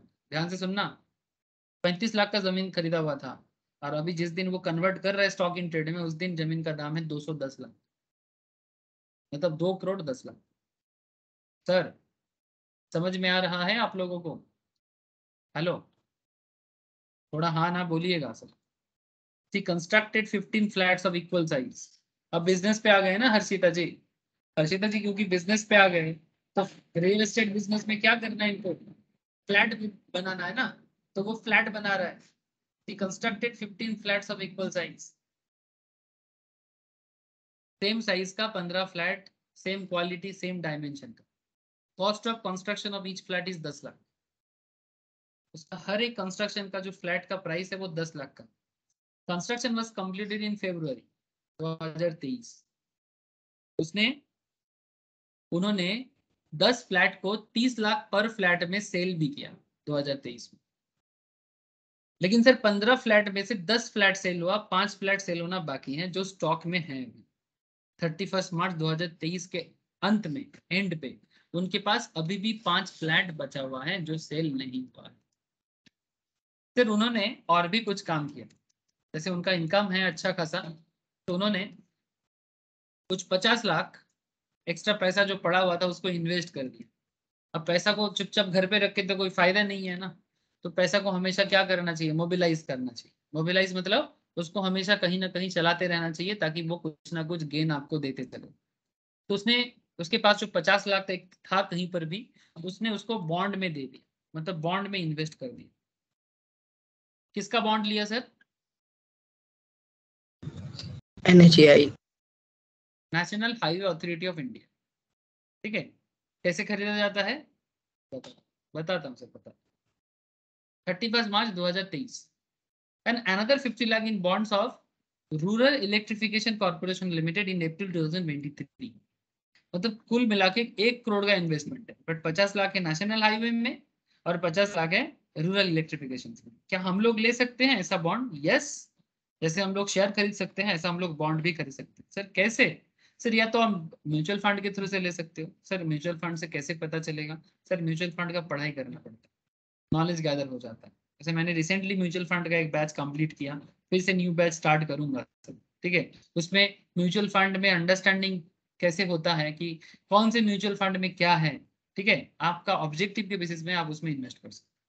कुछ शेयर बेस्ड होते हैं, कुछ बॉन्ड बेस्ड होते हैं। ठीक है, कुछ शेयर और बॉन्ड का मिक्सड अप होते हैं। ठीक है, तो कौन सा इन्वेस्टमेंट क्यों करना है वो डिपेंड करता है आपका इरादा, आपकी इच्छा से, और आपका रिस्क टेकिंग एबिलिटी से। ठीक है, आपका आपका ऑब्जेक्टिव से। ठीक है, तो ऐसा ही मानो कि हम ज्यादा अभी म्यूचुअल फंड में बात नहीं करेंगे, यही प्रॉब्लम है सर, एक बात करने जाओ हजारों बात में डिटेल्स हो जाता है। सर यहाँ पर इसने 50-50 लाख करके 2 जगह में इन्वेस्ट कर दिया। तो compute the amount of chargeable capital gain. अब सवाल क्या है? Compute the amount of chargeable capital gain and business income.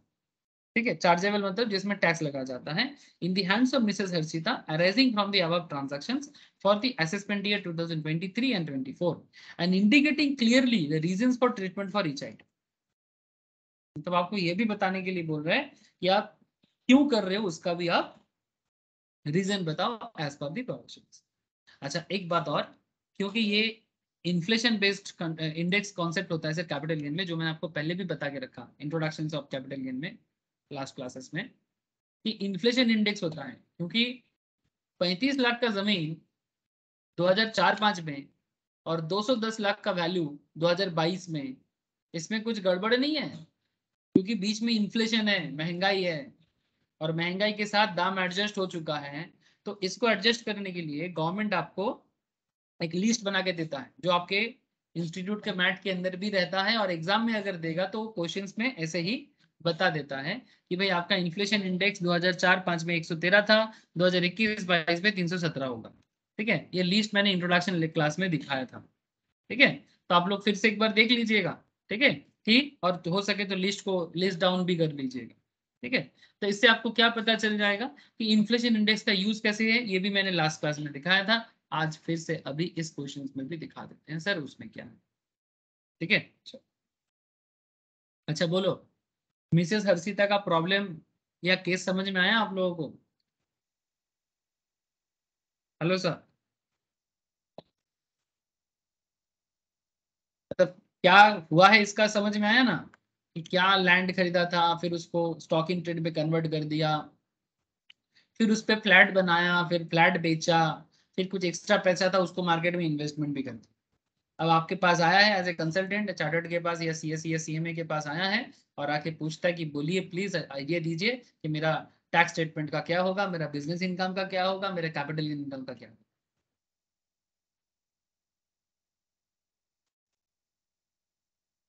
Sir चुप मत रहिए सर, बताइए, क्वेश्चन समझ में आया?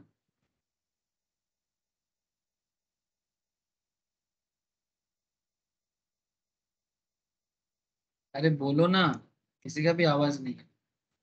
कनेक्टेड हो कि नहीं आप? Yes sir. Yes sir. Question समझ में आ रहा है ना सर? बस क्वेश्चन समझ में आने से ही होगा। पंकज, सोनी, नील, सबको समझ में आ रहा है ना? Yes sir. हाँ सोनी, थोड़ा दिक्कत होगा क्योंकि फर्स्ट 2 लेक्चर्स थोड़ा मिस है। डोंट वरी सर, धीरे धीरे वो, जैसे ही वो 2 क्लास कर लोगे ना, कनेक्टेड हो जाओगे सर। आई अंडरस्टैंड सर, थोड़ा सा जो प्रॉब्लम है जिसका भी, मैं आपको बस इतना बोला क्वेश्चन समझ में आएगी, मैंने ये नहीं पूछा अभी भी कि आंसर समझ में आएगी नहीं, मैं आपको बस, हम सबको पूछ रहे हैं कि क्वेश्चन समझ में आएगी। ठीक है, मतलब जब कोई बंदा आपके पास आता है अपना प्रॉब्लम लेके, तो प्रॉब्लम क्लियर है कि नहीं ये पहले आपको समझना है। ठीक है, अब प्रॉब्लम का जवाब दे सकते कि नहीं दे सकते वो तो आगे का डिस्कशन है सर। चलो क्वेश्चन सॉल्व करते हैं। ठीक है, चलो स्टार्ट करते हैं सोल्यूशन करना।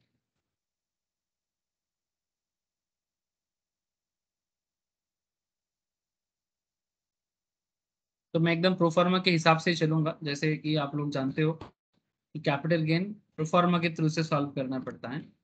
मैं भी वही करूंगा जो मैंने लास्ट वीक जैसे आपको प्रोफार्मा के हिसाब से सिखाया था, मैं उसी हिसाब से आज भी आपको सिखाऊंगा। कि आप सबसे पहले प्रोफार्मा ड्रॉ कर लीजिए।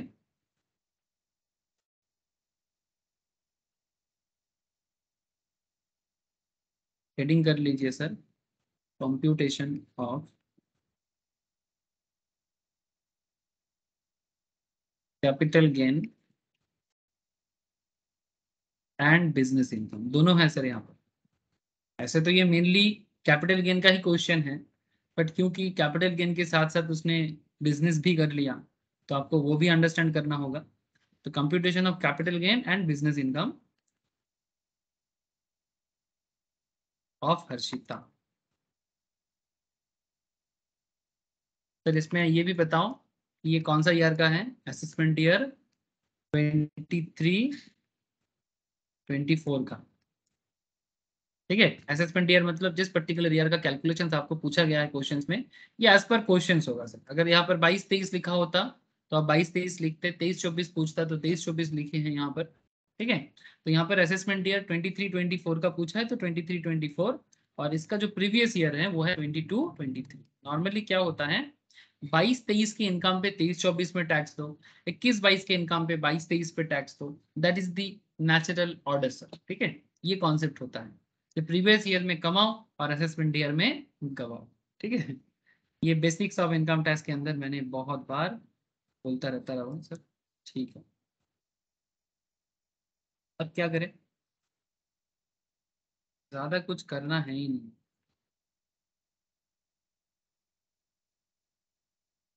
एक पर्टिकुलर बना लिया सर और एक रुपीस का भी कॉलम बना लिया। तो एक काम करते सर, पहले कैपिटल गेन का हिसाब देख लेते हैं। इस क्वेश्चन में पहले कैपिटल गेन क्या हुआ है, कहाँ हुआ है, बस इतना। सर बताओ कैपिटल गेन को समझने के लिए क्या करना होगा।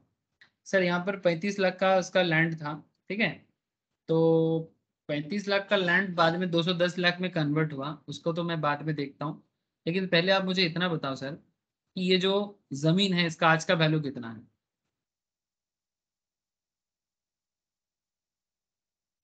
210 लाख। तो हम क्या लिखेंगे, फेयर मार्केट वैल्यू, एफएमवी मतलब fair market value of land on the date of conversion. ये जो डेट ऑफ कन्वर्जन, जिस दिन कन्वर्जन होता है ना, उसको deemed as the full value माना जाता है। ये मैंने लास्ट वीक समझाया था, deemed as the full value consideration, मतलब मान लेंगे कि यही फुल वैल्यू कंसिडरेशन है। और ये जो भी होता है अपनी मर्जी से नहीं, सेक्शन 45 सबसेक्शन 2 के प्रोविजंस के हिसाब से होता है। डीम्ड का मतलब होता है मान लें। तो fair market value of land on the date of conversion deemed as full value consideration of section 6 और सेक्शन 45, सॉरी सेक्शन 45 सबसेक्शन 2, ठीक है। अब इसके हिसाब से आपको कितना वैल्यू दिख रहा है सर, 210 लाख का वैल्यू दिख रहा है। तो 210 लाख का, तो वही मैंने भी लिख दिया 210 लाख का वैल्यू। लेकिन इसमें एक बहुत ही इंटरेस्टिंग कॉन्सेप्ट है सर। जो 210 लाख का वैल्यू आपको दिखा, क्या इसका रियल में आपको 210 लाख का ही पूरा मिलेगा, या फिर यहाँ से मतलब आपका कैपिटल गेन का जो हिसाब होगा ना सर, क्या कैपिटल गेन आप 210 से डायरेक्टली 35 लाख को माइनस कर दोगे? क्या आप ऐसा बोलोगे कि मेरा 35 लाख का जमीन खरीदा हुआ था क्या, और 210 लाख का मेरा जमीन का वैल्यू हुआ है, तो बीच का जो है वो मेरा गेन है? सर ये एग्जैक्टली आपको नहीं मिलेगा। क्यों? क्योंकि उसमें आपका कैपिटल गेन बहुत हाई हो जाएगा, और इतना हाई कैपिटल गेन मतलब बहुत खतरनाक हालत हो जाएगा आपको। अब बात को समझिए सर थोड़ा। 210 लाख यहां से आप माइनस कीजिए 35 लाख, कितना है सर, माइनस करिए,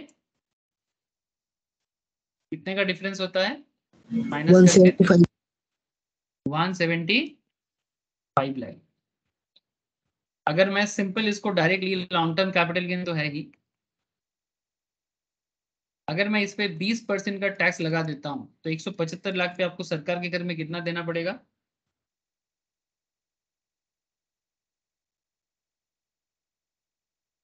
जस्ट इसका 20% कीजिए आप, 35 35 lakh. Lakh. 35 lakh. Yes sir. Justice लग रहा है सर, अनजस्ट लग रहा है ना? ऐसा नहीं होता, ठीक है, ऐसा नहीं होता सर, इस तरह से नहीं। इसीलिए इन्फ्लेशन एडजस्ट करना जरूरी है। मतलब यहाँ पर जो आपको 175 लाख का कैपिटल गेन दिख रहा है ना, ये कैपिटल गेन सही नहीं है। मतलब एक आम आदमी ऐसे ही सोचेगा कि मेरा 210 लाख में मैंने बेचा और 35 लाख मेरा खरीदा हुआ था, परचेज प्राइस था, या कॉस्ट ऑफ एक्विजिशन भी बोलते हैं इसको, और उसको माइनस कर देगा, और उसको लगेगा कि 175 लाख का मेरा गेन है, तो मैं उस पर टैक्स लगा देता हूँ, ठीक है। अगर इंडेक्सेशन वैल्यू नहीं लेना है 10% लगा देंगे, या शॉर्ट टर्म है तो 15% लगा देंगे, बट अगर लॉन्ग टर्म में एक जनरल जो कॉन्सेप्ट है 20% लगा देंगे जो एज पर रेट है। ऐसा रेट चार्ट में आपको आगे आगे बता दूँ, ठीक है। बट ये ठीक ठाक नहीं हुआ सर, इसमें आपको इन्फ्लेशन एडजस्ट करना पड़ेगा। और वो इन्फ्लेशन एडजस्ट जो मैं आपको बता रहा हूँ एक्चुअली वो किसके आधार पे होता है? इन्फ्लेशन एडजस्ट के लिए एक इन्फ्लेशन टेबल होता है सर, इन्फ्लेशन एडजस्टिंग एक टेबल होता है। ये मैंने इंट्रो क्लास में भी एक बार दिखाया था, मैं फिर से एक बार दिखाता हूँ। ये टेबल ऐसे तो आपको क्वेश्चंस में गिवन रहेगा, this is the inflation adjusted table sir. Cost of inflation index कहते हैं इसको, ठीक है। In relation to a previous year means such index as may be notified by the central government having regarded to 75% of the average rise in the price consumer price index consumer price index मतलब basically महंगाई, ठीक है, जिसको बंगाली में कहते हैं मूल्य वृद्धि, ठीक है। अर्बन एरिया में ज्यादातर केस में इसका बहुत ज्यादा इंपॉर्टेंस है, ठीक है। तो consumer price index for the immediately preceding previous year to such previous year, मतलब समय के साथ साथ जो इन्फ्लेशन के कारण चीजों का दाम महंगा होता है, उसी महंगाई को इंडेक्सेशन के ऊपर बेस करके कनेक्ट किया जाता है। मतलब 35 लाख 2004 में उसका वैल्यूएशन 2022 में कितना होना चाहिए, और ये आपको कैलकुलेट करने का जरूरत नहीं है, वो इकोनॉमिस्ट कैलकुलेट करके टेबल बना के दे देता है। मतलब अगर 2001-2 में, एक्चुअली ये रिसेंटली 2001-2 से एकदम पूरा क्लियरली गवर्नमेंट ने बना के रखा, जो आरबीआई बनाते हैं सर बेसिकली। 2001-2 में अगर आपका इन्फ्लेशन इंडेक्स 100 है, ध्यान से सुनना, बेस ईयर 100 स्टार्टिंग है, उससे पहले का अगर कोई जमीन है तो 2001-2 को ही लिया जाएगा। अगर कोई बोलेगा सर मेरा 95 में जमीन खरीदा हुआ है तो मैं इन्फ्लेशन इंडेक्स क्या यूज करूं, सर अगर 95 में है मतलब 2001-2 से पहले का अगर है तो इंडेक्स का स्टार्टिंग 2001-2 ही माना जाएगा, ठीक है। तो 2001-2002 में अगर आपका इन्फ्लेशन इंडेक्स 100 है और लेटेस्ट में आपका इन्फ्लेशन इंडेक्स है 22-23 का 331, 331, 21-22 का है 317, ठीक है। ध्यान से समझ में आ रहा है सर। तो ये सब प्रीवियस ईयर के हिसाब से, financial year in the sense आपके लिए प्रीवियस ईयर। तो अगर आपको असेसमेंट ईयर पूछता है तो आपको उसका प्रीवियस ईयर का हिसाब लगाना पड़ता है, that is the financial year of that particular index, ठीक है। तो इसका यूज दिखा देते हैं सर। वैसे तो मैं ऑलरेडी आपको प्रोफार्मा समझाने के टाइम पे समझाया था, फिर से एक बार समझा देंगे अभी क्वेश्चन करते करते।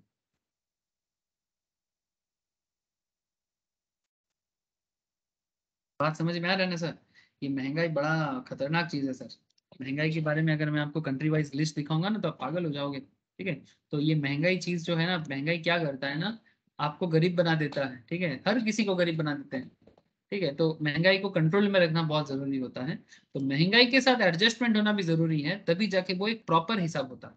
अदरवाइज आप डायरेक्टली करोगे, 35 लाख से माइनस कर दोगे और आपको लगेगा कि एकदम मेरा इतना का गेन है, तो ये गलत हिसाब हो जाएगा। नाउ आपको लग रहा है सर इसको एडजस्ट करें तो कैसे करें, तो चलो करते हैं। ICOA, that is index cost of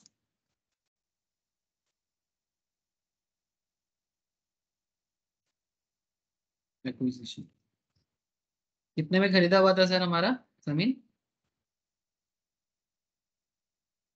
35 lakh into, अब इसमें क्या करना है, एज पर दी जो रूल है, मैं रूल को यूज करूंगा, ठीक है सर।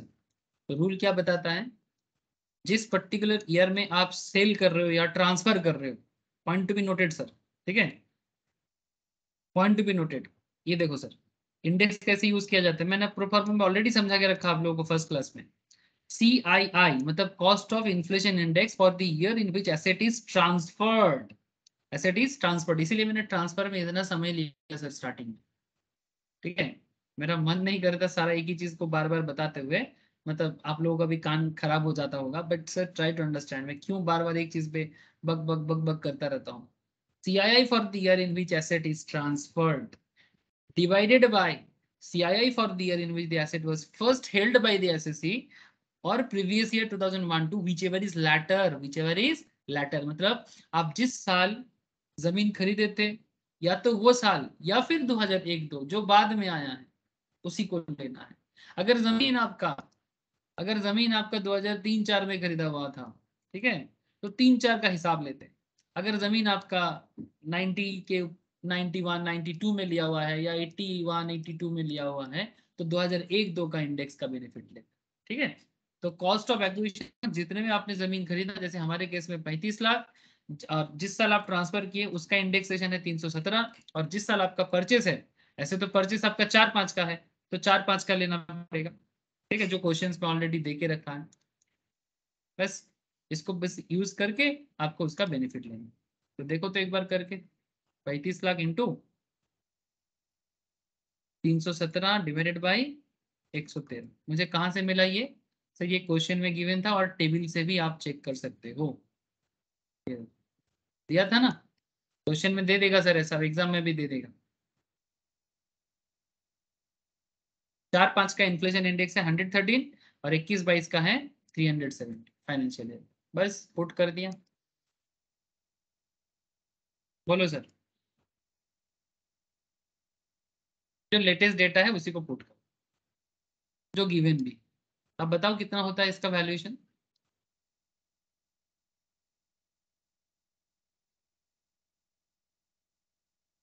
बोलो सर बोलो। सर 9,81,08,584। 9 करोड़ हो गया।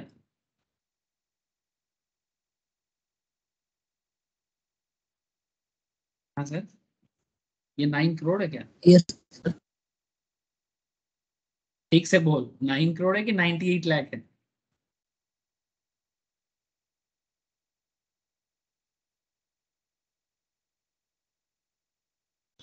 और 98 लाख है ना, 98,18,584 है ना।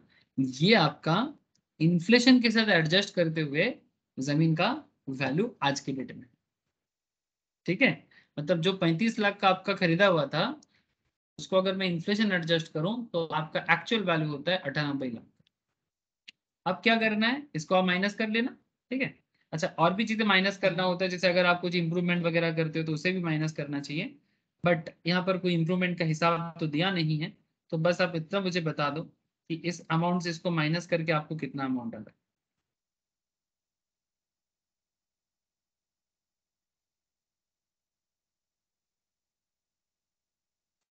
बोलो, 210 लाख से 98,18,584 को माइनस कीजिए सर, और मुझे माइनस करके बताइए कि कितना आ रहा है वैल्यू।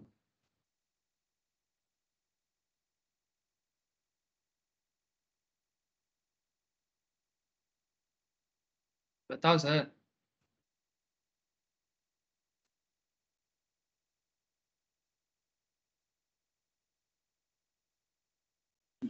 सर 111,81,416 111,81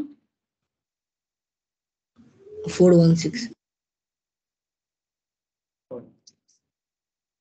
बाकी लोगों का जवाब नहीं आ रहा है, बाकी लोग कनेक्टेड नहीं हो क्या, या फिर समझ में नहीं आ रहा है? हाँ सर, तो इसको क्या बोलेंगे? ये आपका गेन हुआ बेसिकली। ठीक है, तो इसमें आपको क्या करना है, इसमें आपको क्या करना है, देखो सर, ये आपका गेन हुआ। एक सेकेंड,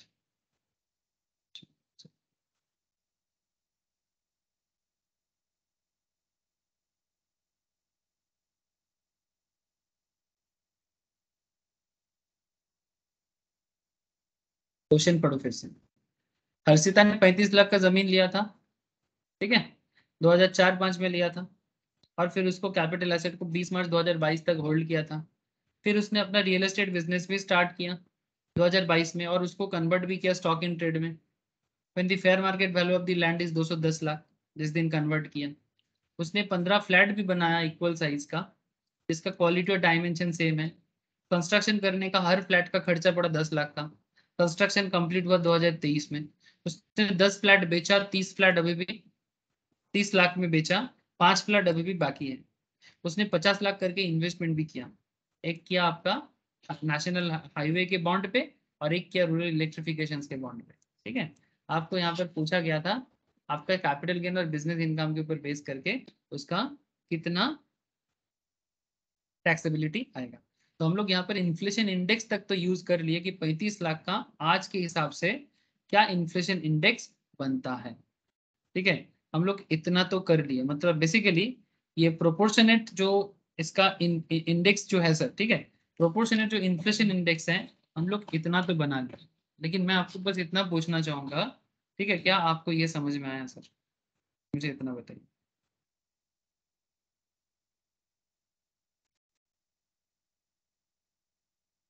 हाँ सर आए। ठीक है, अगर इतना आया सर, अब आपको और एक चीज भी बताना पड़ेगा। ठीक है,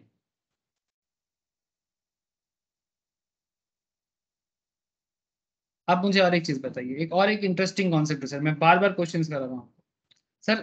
टोटल कितना फ्लैट उसने बेचा? 15 फ्लैट। हाँ सर, 10 फ्लैट बेचा। आउट ऑफ कितना? 15। 15। तो अगर 15 में से 10 फ्लैट बेचा तो उसने एक्चुअली कितना फ्लैट एक्चुअल में बेचा, मतलब परसेंटेज वाइज या रेशियो वाइज? क्या हम ऐसे बोल सकते हैं कि 66.67। Very good sir. तो 66 मतलब 2/3 करके देखो, यस। है ना? 2/3 उसने बेचा, है ना, मतलब गेन हुआ उसका, लेकिन 1/3 अभी भी पड़ा हुआ है। तो अगर हम लोग ऐसा बताते हैं कि मैंने फ्लैट बेच के जो गेन किया, ठीक है, मतलब मेरा जो जमीन का जो करंट वैल्यूएशन है और जो मेरा गेन है उसका 1,11,81,416, लेकिन प्रोपोर्शनेट गेन कितना है? मतलब ये तो इसी जमीन पे हमने फ्लैट बेचा, तो मैं जितना फ्लैट मैंने बेचा मैं उसका जमीन का गेन अभी हिसाब कर रहा हूँ। बात समझे सर? ठीक है, इसको थोड़ा सा वेट कर जाओ, ये भी पूरा समझ में आ जाएगा। बट आपको मैं यहाँ इतना समझाना चाहता हूँ कि जितने का आपने फ्लैट बेचा, तो फ्लैट बेचा तो जमीन भी बेचा है, मतलब बिल्डिंग बनाया तो फिर जमीन भी बिक्री हो गया, है ना? तो क्वेश्चन इज दैट कि ये जो गेन का जो प्रोपोर्शनेट जो गेन है, ठीक है, जो जमीन जितना आपका, जो फ्लैट जितना आपका सेल हुआ उसके हिसाब से वो भी प्रोपोर्शनेटली हिसाब होना चाहिए। तो इसके लिए हम लोग एक प्रोपोर्शनेट हिसाब भी लगाएंगे ना, प्रोपोर्शनेट हिसाब लगाएंगे। तो क्या बोलेंगे उसको? Proportionate capital gain.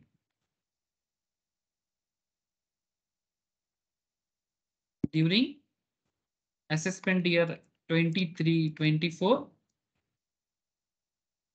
तो 1,11,81,416 इंटू 2/3 का, मतलब इसका 2/3 का वैल्यू कितना? बताओ मुझे प्लीज, करके बताओ।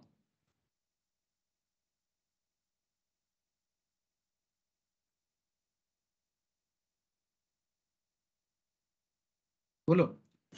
सर 7454,277.3। 7454,277, ठीक है, सही है ना? राउंड कर देना, 277 यस पॉइंट सर। को छोड़ दो, ठीक है सर। ये हो गया आपका प्रोपोर्शनेट कैपिटल गेन, जितने का जमीन के ऊपर आपने फ्लैट बेचा उसके हिसाब से,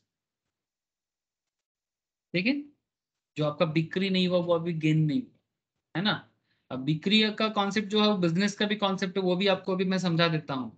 बट सर यहाँ पर और एक चीज ऐड हो जाएगा, मतलब और एक चीज आपको यहाँ पर मिलेगा, दैट इज एग्जेम्पशन भी मिलेगा आपको। क्यों जानते हो सर? यहाँ पर 54EC के तहत आपको कैपिटल गेन में छूट मिलेगी। सर ये कैसे, ये कैसे और क्यों, कहाँ से आ गया? सर कहाँ से आया नहीं, ये मैंने आपको प्रोफार्मा में समझाया था कि आपको एग्जेम्पशंस मिलता है 54, 54B, 54EC, 54A, और इस केस में ये 54EC का पार्ट है। तो फिर आपके मन में चल रहा है, तब तो सर 54EC एक बार बता देना चाहिए। चलो सर बता देते हैं थोड़ा सा 54EC में क्या लिखा है ना? 54EC में क्या लिखा है थोड़ा समझा देते हैं आपको, तो आपको समझ में आ जाएगा कि 54EC के तहत आपको कितना एग्जेम्पशन मिलेगा, ठीक है। 54EC के तहत आपको कितना एग्जामेशन मिलेगा? ऐसे तो लंबा लिस्ट है एग्जामेशन 54EC, ठीक है, बट एक बार आपको मैं 54EC का आइडिया दे देता हूँ कि जब जब आपको इस तरह का कोई भी बेनिफिट दिखे उसका बेनिफिट आपको ले लेना चाहिए। जैसे कि 54EC के तहत हमें इस पॉइंट पे मिला है, तो 54EC एग्जामेशन के ऊपर बेस करके क्या बताते हैं, ठीक है। जैसे ये देखो, ये exemption of capital gain under section 54, 54B, 54D, 54EC and 54F का लिस्ट है। इसमें 54 बाद में आएंगे सर, जब इसका चर्चा होगा तो मैं इसमें बात करूंगा। आप अगर देख पाओ तो मुझे 54EC का प्रोविजन यहाँ पर अगर देख लिया है तो मुझे बताइए कि 54EC जो बेसिकली ये जो रूरल इलेक्ट्रिफिकेशन में और इसमें जो इन्वेस्टमेंट हुआ है ना सर, इसका हिसाब है 54EC। ये रहा, मैं धीरे धीरे बात कर रहा हूँ सर ताकि आप लोग कनेक्ट कर पाओ, मैं हड़बड़ नहीं कर रहा हूँ, ठीक है। अच्छा, किसी भी एसएससी को मिल सकता है, मतलब any SSC, either company, either individual, either any SSC. अगर ये किसी के लिए स्पेसिफिक होता ना, ऐसे तो 7 टाइप्स ऑफ एसएससी होता है एज पर इनकम टैक्स, लेकिन ये किसी भी एसएससी के लिए है। कंडीशन क्या फुलफिल करना है? Capital gain not chargeable on investment in certain bonds, capital gain not chargeable on investment in certain bonds. अगर आप किसी सर्टेन बॉन्ड पे इन्वेस्ट करते हो तो गवर्नमेंट उस पे कैपिटल गेन चार्ज नहीं करती। बात बड़ा सिंपल है। There should be transfer of long term capital asset being land or building or both। आप बेसिकली कोई लैंड बिल्डिंग बेच रहे हो, ठीक है। Such asset can also be depreciable asset, जैसे कि वो बिल्डिंग भी हो सकता है और जो कम से कम आप 24 महीना होल्ड करते हो। Capital gain arising from transfer should be invested in long term, और उसमें आपको जो गेन हुआ उस गेन में से, जैसे कि यहाँ पर 210 लाख का मतलब आपका काफी अच्छा खासा गेन हुआ, लेकिन उसमें से एक बड़ा अमाउंट आपको जो मिला उसमें आपने इन्वेस्टमेंट कर दिया। और कहाँ इन्वेस्ट किया? लॉन्ग टर्म एसेट्स में इन्वेस्ट किया, और वो भी गवर्नमेंट के एसेट्स पे स्पेशली। और गवर्नमेंट इसके लिए आपको क्या छूट दे रहा है? देखो देखो सर, गवर्नमेंट को पैसा चाहिए, गवर्नमेंट को अपना फंड चाहिए, गवर्नमेंट को अपना टैक्स रेवेन्यू जनरेट करना। तो नेशनल हाईवे वाले क्या कर रहे हैं? आपसे लोन ले रहे हैं। Specified bond redeemable after 5 year, जो 1/4/2018 के बाद इशू हुआ है। ध्यान से सुनना, ये सब डेट भी वाइटल होता है। किसने इशू किया? National highway authority of India ने, रूरल इलेक्ट्रिफिकेशन कॉर्पोरेशन ने, इसके अलावा और भी कुछ कंपनीज है। और any other bond notified by the central government in this behalf, जैसे कि bond of power finance corporation PFC। याद होगा मैंने लास्ट दिन कंपनी लॉ के क्लास में इसी कंपनी के बारे में बात कर रहा था, जिसका मैंने आपके साथ सेल्फ प्रोस्पेक्टस का बात कर रहा था। PFC power finance corporation and Indian railway finance corporation IRFC। अगर आप इस तरह की कंपनी का या फिर कोई भी नोटिफाइड सेंट्रल गवर्नमेंट का बॉन्ड जो नोटिफाई का, yes this is notified as per central government, अगर ऐसा लिख दिया है तो आप समझ लो कि ऐसे बॉन्ड में इन्वेस्ट करने से आपको छूट है, ठीक है। The SEC should not transfer or convert or avail loan or advance of the security such bonds for a period of 5 years from the date of acquisition of such bonds। ये conditions है। और quantum कितना मिलेगा आपको, कितना exemption मिलेगा, ध्यान से याद रखिए sir.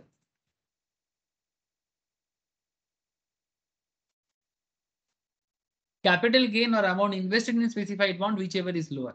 The maximum investment which can be made in notified bonds or in HI or RECL out of capital gain arising of transfer 50 lakh से ज्यादा नहीं। One or more asset during the previous year in which original asset is transferred and in subsequent financial year cannot exceed 50 lakh. आपको इतना तक benefit मिल सकता है, 50 लाख तक आपको बेनिफिट मिल सकता है। भले ही आप इन्वेस्टमेंट उससे ज्यादा करें, बट आपको 50 लाख तक का मिलेगा। अब आपको मैं ये भी दिखा देता हूँ कि ये सब बॉन्ड कहाँ मिलता है। मैं आपको लेके चलता हूँ NSE बॉन्ड के साइड में। जो लोग मेरे पास स्टॉक मार्केट का क्लास करते हो, ठीक है, उनको जरूर पता होगा सर ये, क्योंकि stock market mutual fund class में मैं ये सब आपको प्रैक्टिकली दिखाता हूँ, ठीक है। प्रैक्टिकल एनालिसिस के थ्रू से मैं इसको शो करता हूँ सभी को कि कैसे आप इसको बाई कर सकते हो, किस तरह से आप इसको एनालिसिस कर सकते हो। और इवन जो लोग फाइनेंशियल मैनेजमेंट का भी क्लास करते हैं, जिसका ग्रुप 2 में है वो ग्रुप 2 में करेगा, जिसका ग्रुप 1 में है वो ग्रुप 1 में भी करता है, ठीक है। CSE CMA सभी को ही करते हैं। But just look at sir, sir देख पा रहे सर, हम लोग NSE के साइड में हैं, हेलो। और यहाँ पर देखें हम कैटेगरी में बॉन्ड में हैं, और यहाँ पर मैं अगर सर्च करूँ तो यहाँ पर हर तरह का बॉन्ड है, और हर तरह के बॉन्ड में प्राइवेट बॉन्ड, गवर्नमेंट बॉन्ड, हर तरह है। बट क्या आप देख सकते हो यहाँ पर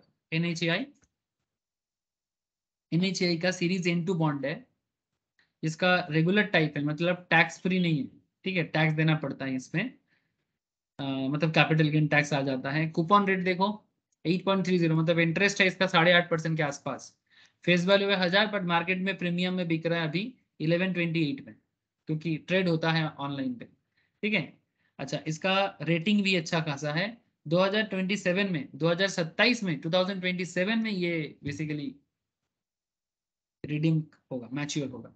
RECLTD रूरल इलेक्ट्रिफिकेशन कॉर्पोरेशन का, IRFC का, इंडियन रेलवे फाइनेंस कॉर्पोरेशन का, सभी का बॉन्ड मार्केट में अवेलेबल है। And these are very safe area for investment. ये पैसा मरने वाले में से नहीं है, मतलब ये मार्केट सेफ है बॉस, ये मार्केट सेफ मार्केट है, ठीक है। इसमें आप डायरेक्ट भी कर सकते हो, या फिर कभी म्यूचुअल फंड के थ्रू से SIP भी भर सकते हो, या फिर मतलब म्यूचुअल फंड भी एक ऑप्शन देता है आपको इस तरह का, ठीक है। कौन से म्यूचुअल फंड में, और इसमें 8% 10% के आसपास का रिटर्न भी है, काफी सेफ है, बैंक से ज्यादा मिलता है, ठीक है। और रिसेंटली और इसको बढ़ाया जा रहा है सर, ठीक है।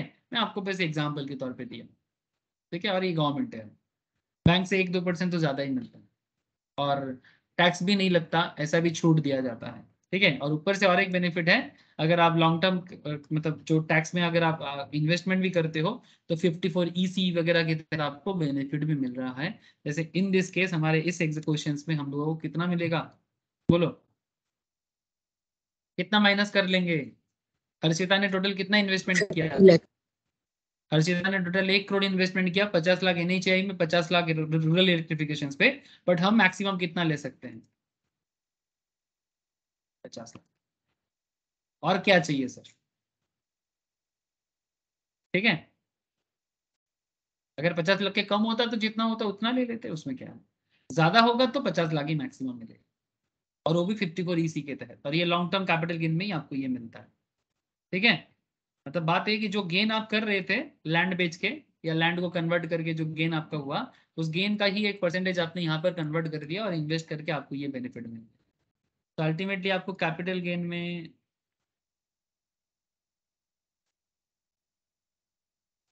Capital gain chargeable to tax कितना हुआ आपका, बोलो। असेसमेंट ईयर 23-24 के हिसाब से सर 2454,277। Very good sir. 24,54,277, मतलब मैं इंग्लिश में बोलूँ तो 24,54,277। ठीक है, तो सर ये रहा आपका कैपिटल गेन। अब इसमें अगर 20% का रेट आता है तो उसके ऊपर 20% का टैक्स आपको लगेगा। बोलो सर, समझ में आया? यहाँ पर टैक्स लाइबिलिटी नहीं पूछा है तो मैं टैक्स लाइबिलिटी में अभी बात नहीं कर रहा हूँ। ठीक है, लेकिन इसमें और एक इंटरेस्टिंग चीज पूछा है सर, उसके बारे में मुझे बात कर लेनी चाहिए। सर यहाँ पर आपने सिर्फ कैपिटल गेन ही नहीं किया, आपको यहाँ पर बिजनेस इनकम भी हुआ है। सर बिजनेस इनकम कितना हुआ, बोलो सर। आपने कितना बिजनेस इनकम किया? सर आपने कितना फ्लैट बेचा, बोलो सर।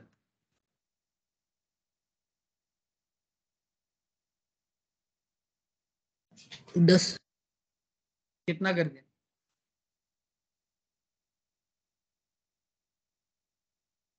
10 लाख एक। नहीं, 30 लाख करके बेचा। मतलब 10 सब लिखा 10 है ईच फ्लैट फॉर एक कंस्ट्रक्शन का है। सी सोल्ड 10 फ्लैट्स एट 30 लाख पर फ्लैट, है ना। एक एक फ्लैट का कितना दाम लिया उसने? 30 लाख करके दाम लिया। 30 लाख। बनाने के टाइम पे 10 लाख करके बनाया था, लेकिन बेचा कितने में? 30 लाख में ना। लेकिन सर ये उसका कैपिटल गेन नहीं है, क्योंकि फ्लैट बेचने का तो धंधा करना चालू हो गया ना, बिजनेस, रियल एस्टेट बिजनेस चालू किया। तो जब रियल एस्टेट बिजनेस चालू किया उसने, तो उसने एक एक फ्लैट 10 लाख का फ्लैट, सॉरी 30 लाख का फ्लैट 10 फ्लैट बेचा, 15 फ्लैट में से। तो 10 × 30 करके उसने टोटल कितना इनकम कर लिया? 3 लाख 300 लाख 300 करोड़ का, है ना, 300 लाख का। सर इसमें से उसका कॉस्टिंग जितना गया उसको माइनस कर देंगे, है ना, क्योंकि कॉस्ट पे तो बिजनेस पे ये बेनिफिट तो मिलेगा ना सर, कॉस्ट तो आपको माइनस करने को मिलेगा। बनाने का जो खर्चा है उसे माइनस करो, तो कॉस्ट ऑफ फ्लैट कितना है आपका? सर फेयर मार्केट वैल्यू, यही हिसाब है सर। ये ध्यान से सुनो, फेयर मार्केट वैल्यू ऑफ, ऐसे तो 10 लाख दिखता है, ठीक है, वो तो आपका कंस्ट्रक्शन है, बट फेयर मार्केट वैल्यू कितना है? Fair market value of land on the date of conversion. Sir 210 lakh हुआ ना जिस दिन आपने अपना जमीन को रियल एस्टेट में कन्वर्ट कर दिया। 35 लाख का जो जमीन आपका खरीदा हुआ था उसका एक्चुअल वैल्यू कितना हो गया जब आपने कन्वर्ट किया? 210 लाख ना। Hello, yes sir. लेकिन ये 210 लाख के ऊपर बेस करके आपने 10 फ्लैट बेचा, तो आपको क्या करना चाहिए? 210 का 2/3 पर निकाल लेना चाहिए, क्योंकि 15 में से 10 फ्लैट आप बेच रहे हो, तो आप बेसिकली 2/3 बेच रहे हो। तो 210 लाख का 2/3 कितना होता है वो बताओ। 140। मतलब 3 करोड़ इधर और इधर 1 करोड़ 40 लाख, सही ना। Yes sir. ठीक है सर, ये हो गया आपका जमीन का खर्चा। अगर किसी को समझ में नहीं आया वापस पूछे, ठीक है। अगर किसी को समझ में ये नहीं आया please ask me again. Sir next, sir ये जमीन का खर्चा है, फ्लैट कंस्ट्रक्शन का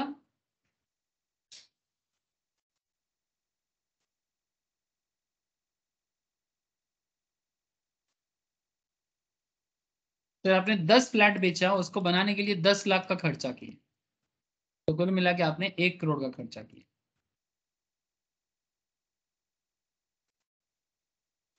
तो 3 करोड़ का सेल है, लैंड का खर्चा 1 करोड़ 40 का, फ्लैट का खर्चा है 1 करोड़ का, तो आपने कितने का इनकम किए सर?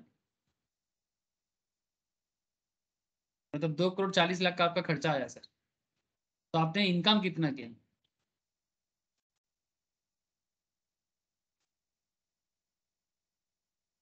आपका बिजनेस इनकम 60 कितना लाख। है सर? 60 लाख का बिजनेस। ये पीजीबी में जाएगा ना? हाँ ये पीजीबीपी है, बिजनेस इनकम मतलब पीजीबीपी ऑब्वियसली। यस। बट ये कॉम्बो क्वेश्चन था, ये बिजनेस और कैपिटल गेन का कॉम्बो है। आपका दोनों दोनों दोनों एंगल से आपका इनकम आया है सर, तो आपको दोनों शो करना पड़ेगा।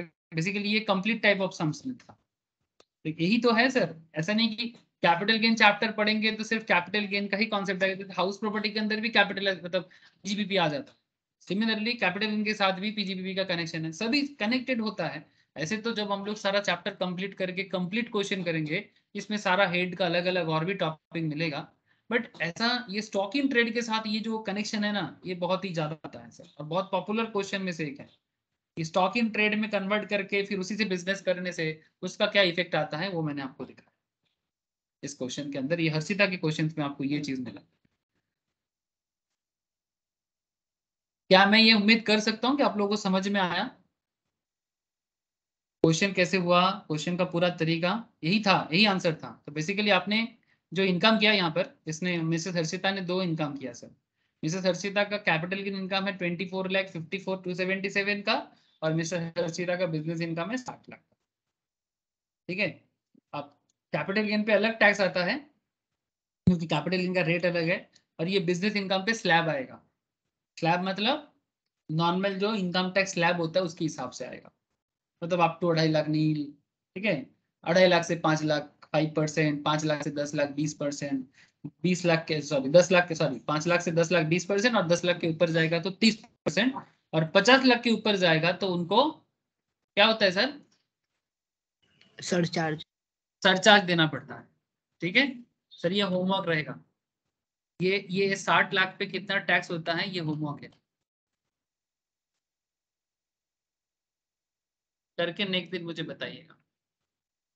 जिनको ये क्या करना है समझ में नहीं आ रहा है, वो पूरा basics of income tax complete कर ले एक बार इस वीक के अंदर, ठीक है। उसमें मैंने सरचार्ज और मार्जिनल रिलीफ के ऊपर काफी सारा क्वेश्चन सॉल्व करवा के रखा, ठीक है। कि अगर किसी का इनकम 50 लाख क्रॉस कर जाता है एनुअली तो उसके साथ क्या होता है, 1 करोड़ क्रॉस करने से क्या होता है, 50 लाख के नीचे होने से क्या होता है, ठीक है। ये बेसिक्स ऑफ इनकम टैक्स में सॉल्व किया गया है सर। सो मस्ट, अगर किसी का कोई अगर भूल भूल गया या नहीं किया बेसिक्स, बेसिक्स करके ये सॉल्व करें, और जिसका किया हुआ है वो करके मुझे सेंड करे सर, ठीक है। तो ये रहा होमवर्क, और कुछ नहीं दिया मैंने। और एक क्वेश्चंस मैं आपको यहाँ पर एडिशनल होमवर्क के लिए ट्राई करने के लिए दूंगा, दैट इज एक क्वेश्चन है सर मिस्टर ए का, ठीक है। ये क्वेश्चंस आप कर पाएंगे सर? अभी नहीं कर पाएंगे, छोड़िए। ये क्वेश्चंस आपको मैं नेक्स्ट दिन, और भी काफी सारा प्रोविजंस है उसको पढ़ा के बाद फिर मैं ये क्वेश्चंस में बात करूंगा। ऐसे कैपिटल गेन में भी बहुत सारा इंपॉर्टेंट टॉपिक करना बाकी है, ठीक है। बहुत सारा इंपॉर्टेंट टॉपिक करना बाकी है सर। मैं एक एक करके सब बाकी सारा सेक्शंस कराएं, फिर जाके आपको मैं बाकी जो भी बचा कुछ इलस्ट्रेशन है और क्या क्वेश्चन है वो मैं एक साथ आपको कराऊंगा, ठीक है। तब तक के लिए मैं आपको नोट्स अगर किसी के पास नहीं है तो मैं शेयर कर देता हूं, आप इसको गो थ्रू करें, ठीक है। हो सके तो सबसे पहले प्रीवियस 2-3 लेक्चर्स गो थ्रू करें, आज का क्लास गो थ्रू करें, ठीक है। और फिर जितना हुआ है उतना समझो, बाकी जैसे जैसे कंप्लीट हो जाएगा फिर पूरा रिवीजन करें, ठीक है सर। सर कैपिटल गेन पे कितना % लगेगा टैक्स? 10%? इसमें ये जो आया अभी 2454,277 पे। नहीं, उस पर तो 20% लगेगा बाबू। Yes sir. ठीक है। ये रेट ऑफ टैक्स का एक पूरा, इसका पूरा एक रेट ऑफ टैक्स का एक, इसका भी आपको नोट्स के अंदर मिल जाएगा। ये मैंने लास्ट दिन एक बार आपको पढ़ा दिया था, बट रेट ऑफ टैक्स का भी एक पूरा लिस्ट आता है सर। ठीक है, इसमें शॉर्ट टर्म लॉन्ग टर्म के हिसाब से आपका रेट ऑफ टैक्स में बदलाव आता है। ठीक है, इसमें अगर सेक्शन 111A का पार्ट है, 112 का पार्ट है, तो भी आपका रेट ऑफ टैक्स बदल जाते हैं। कहाँ गया रेट ऑफ टैक्स? ये मैंने शेयर कर दिया, अगर नहीं किया तो मुझे बताओ, मैं नोट शेयर कर देता हूँ एक बार। ये देखो सर, नॉर्मली कैपिटल गेन का जो टैक्स का कॉन्सेप्ट है कुछ इस तरह का है सर, मतलब रेट ऑफ टैक्स का, कि अगर आप 111A के अंदर आते हो, कौन 111A के अंदर आता है आपको पता है? शॉर्ट टर्म कैपिटल गेन जो शेयर वगैरह सेल करके आता है, उसके ऊपर जो बेस करके, या फिर इक्विटी ओरिएंटेड म्यूचुअल फंड्स वगैरह में आपको 15% का टैक्स लगता है। मैंने ऑलरेडी फर्स्ट 2 लेक्चर्स में समझाया ये सब चीजें।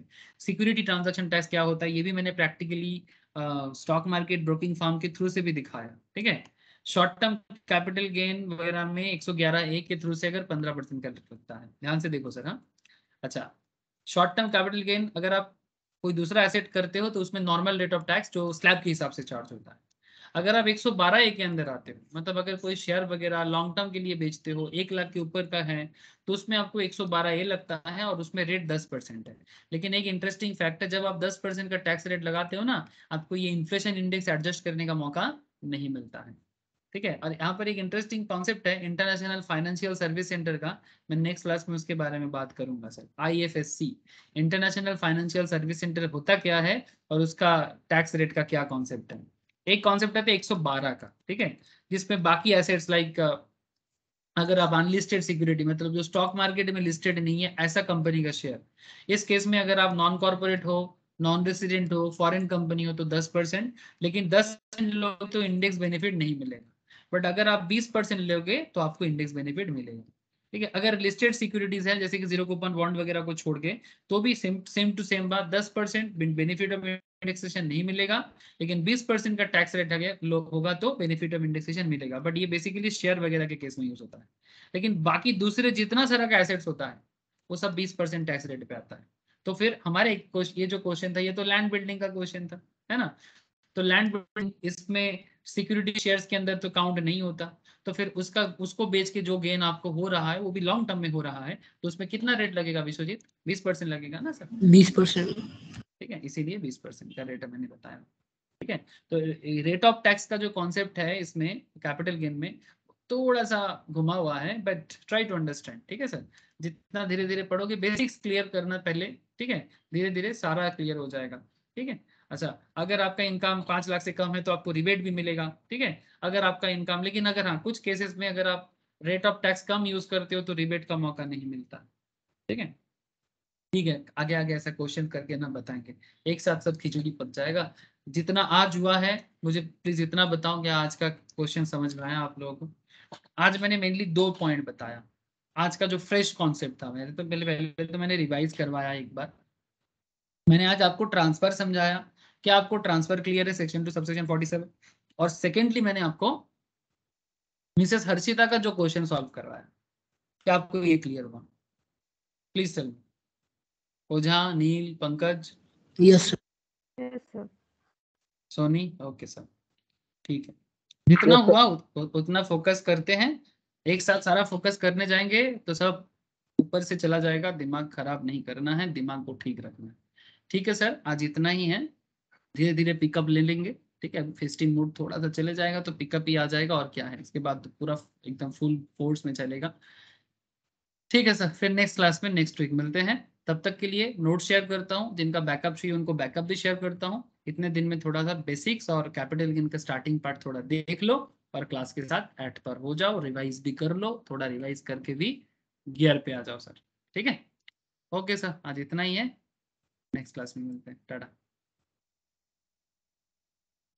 Bye sir. Bye, sir. Bye sir, Bye, Bye, sir. Bye sir.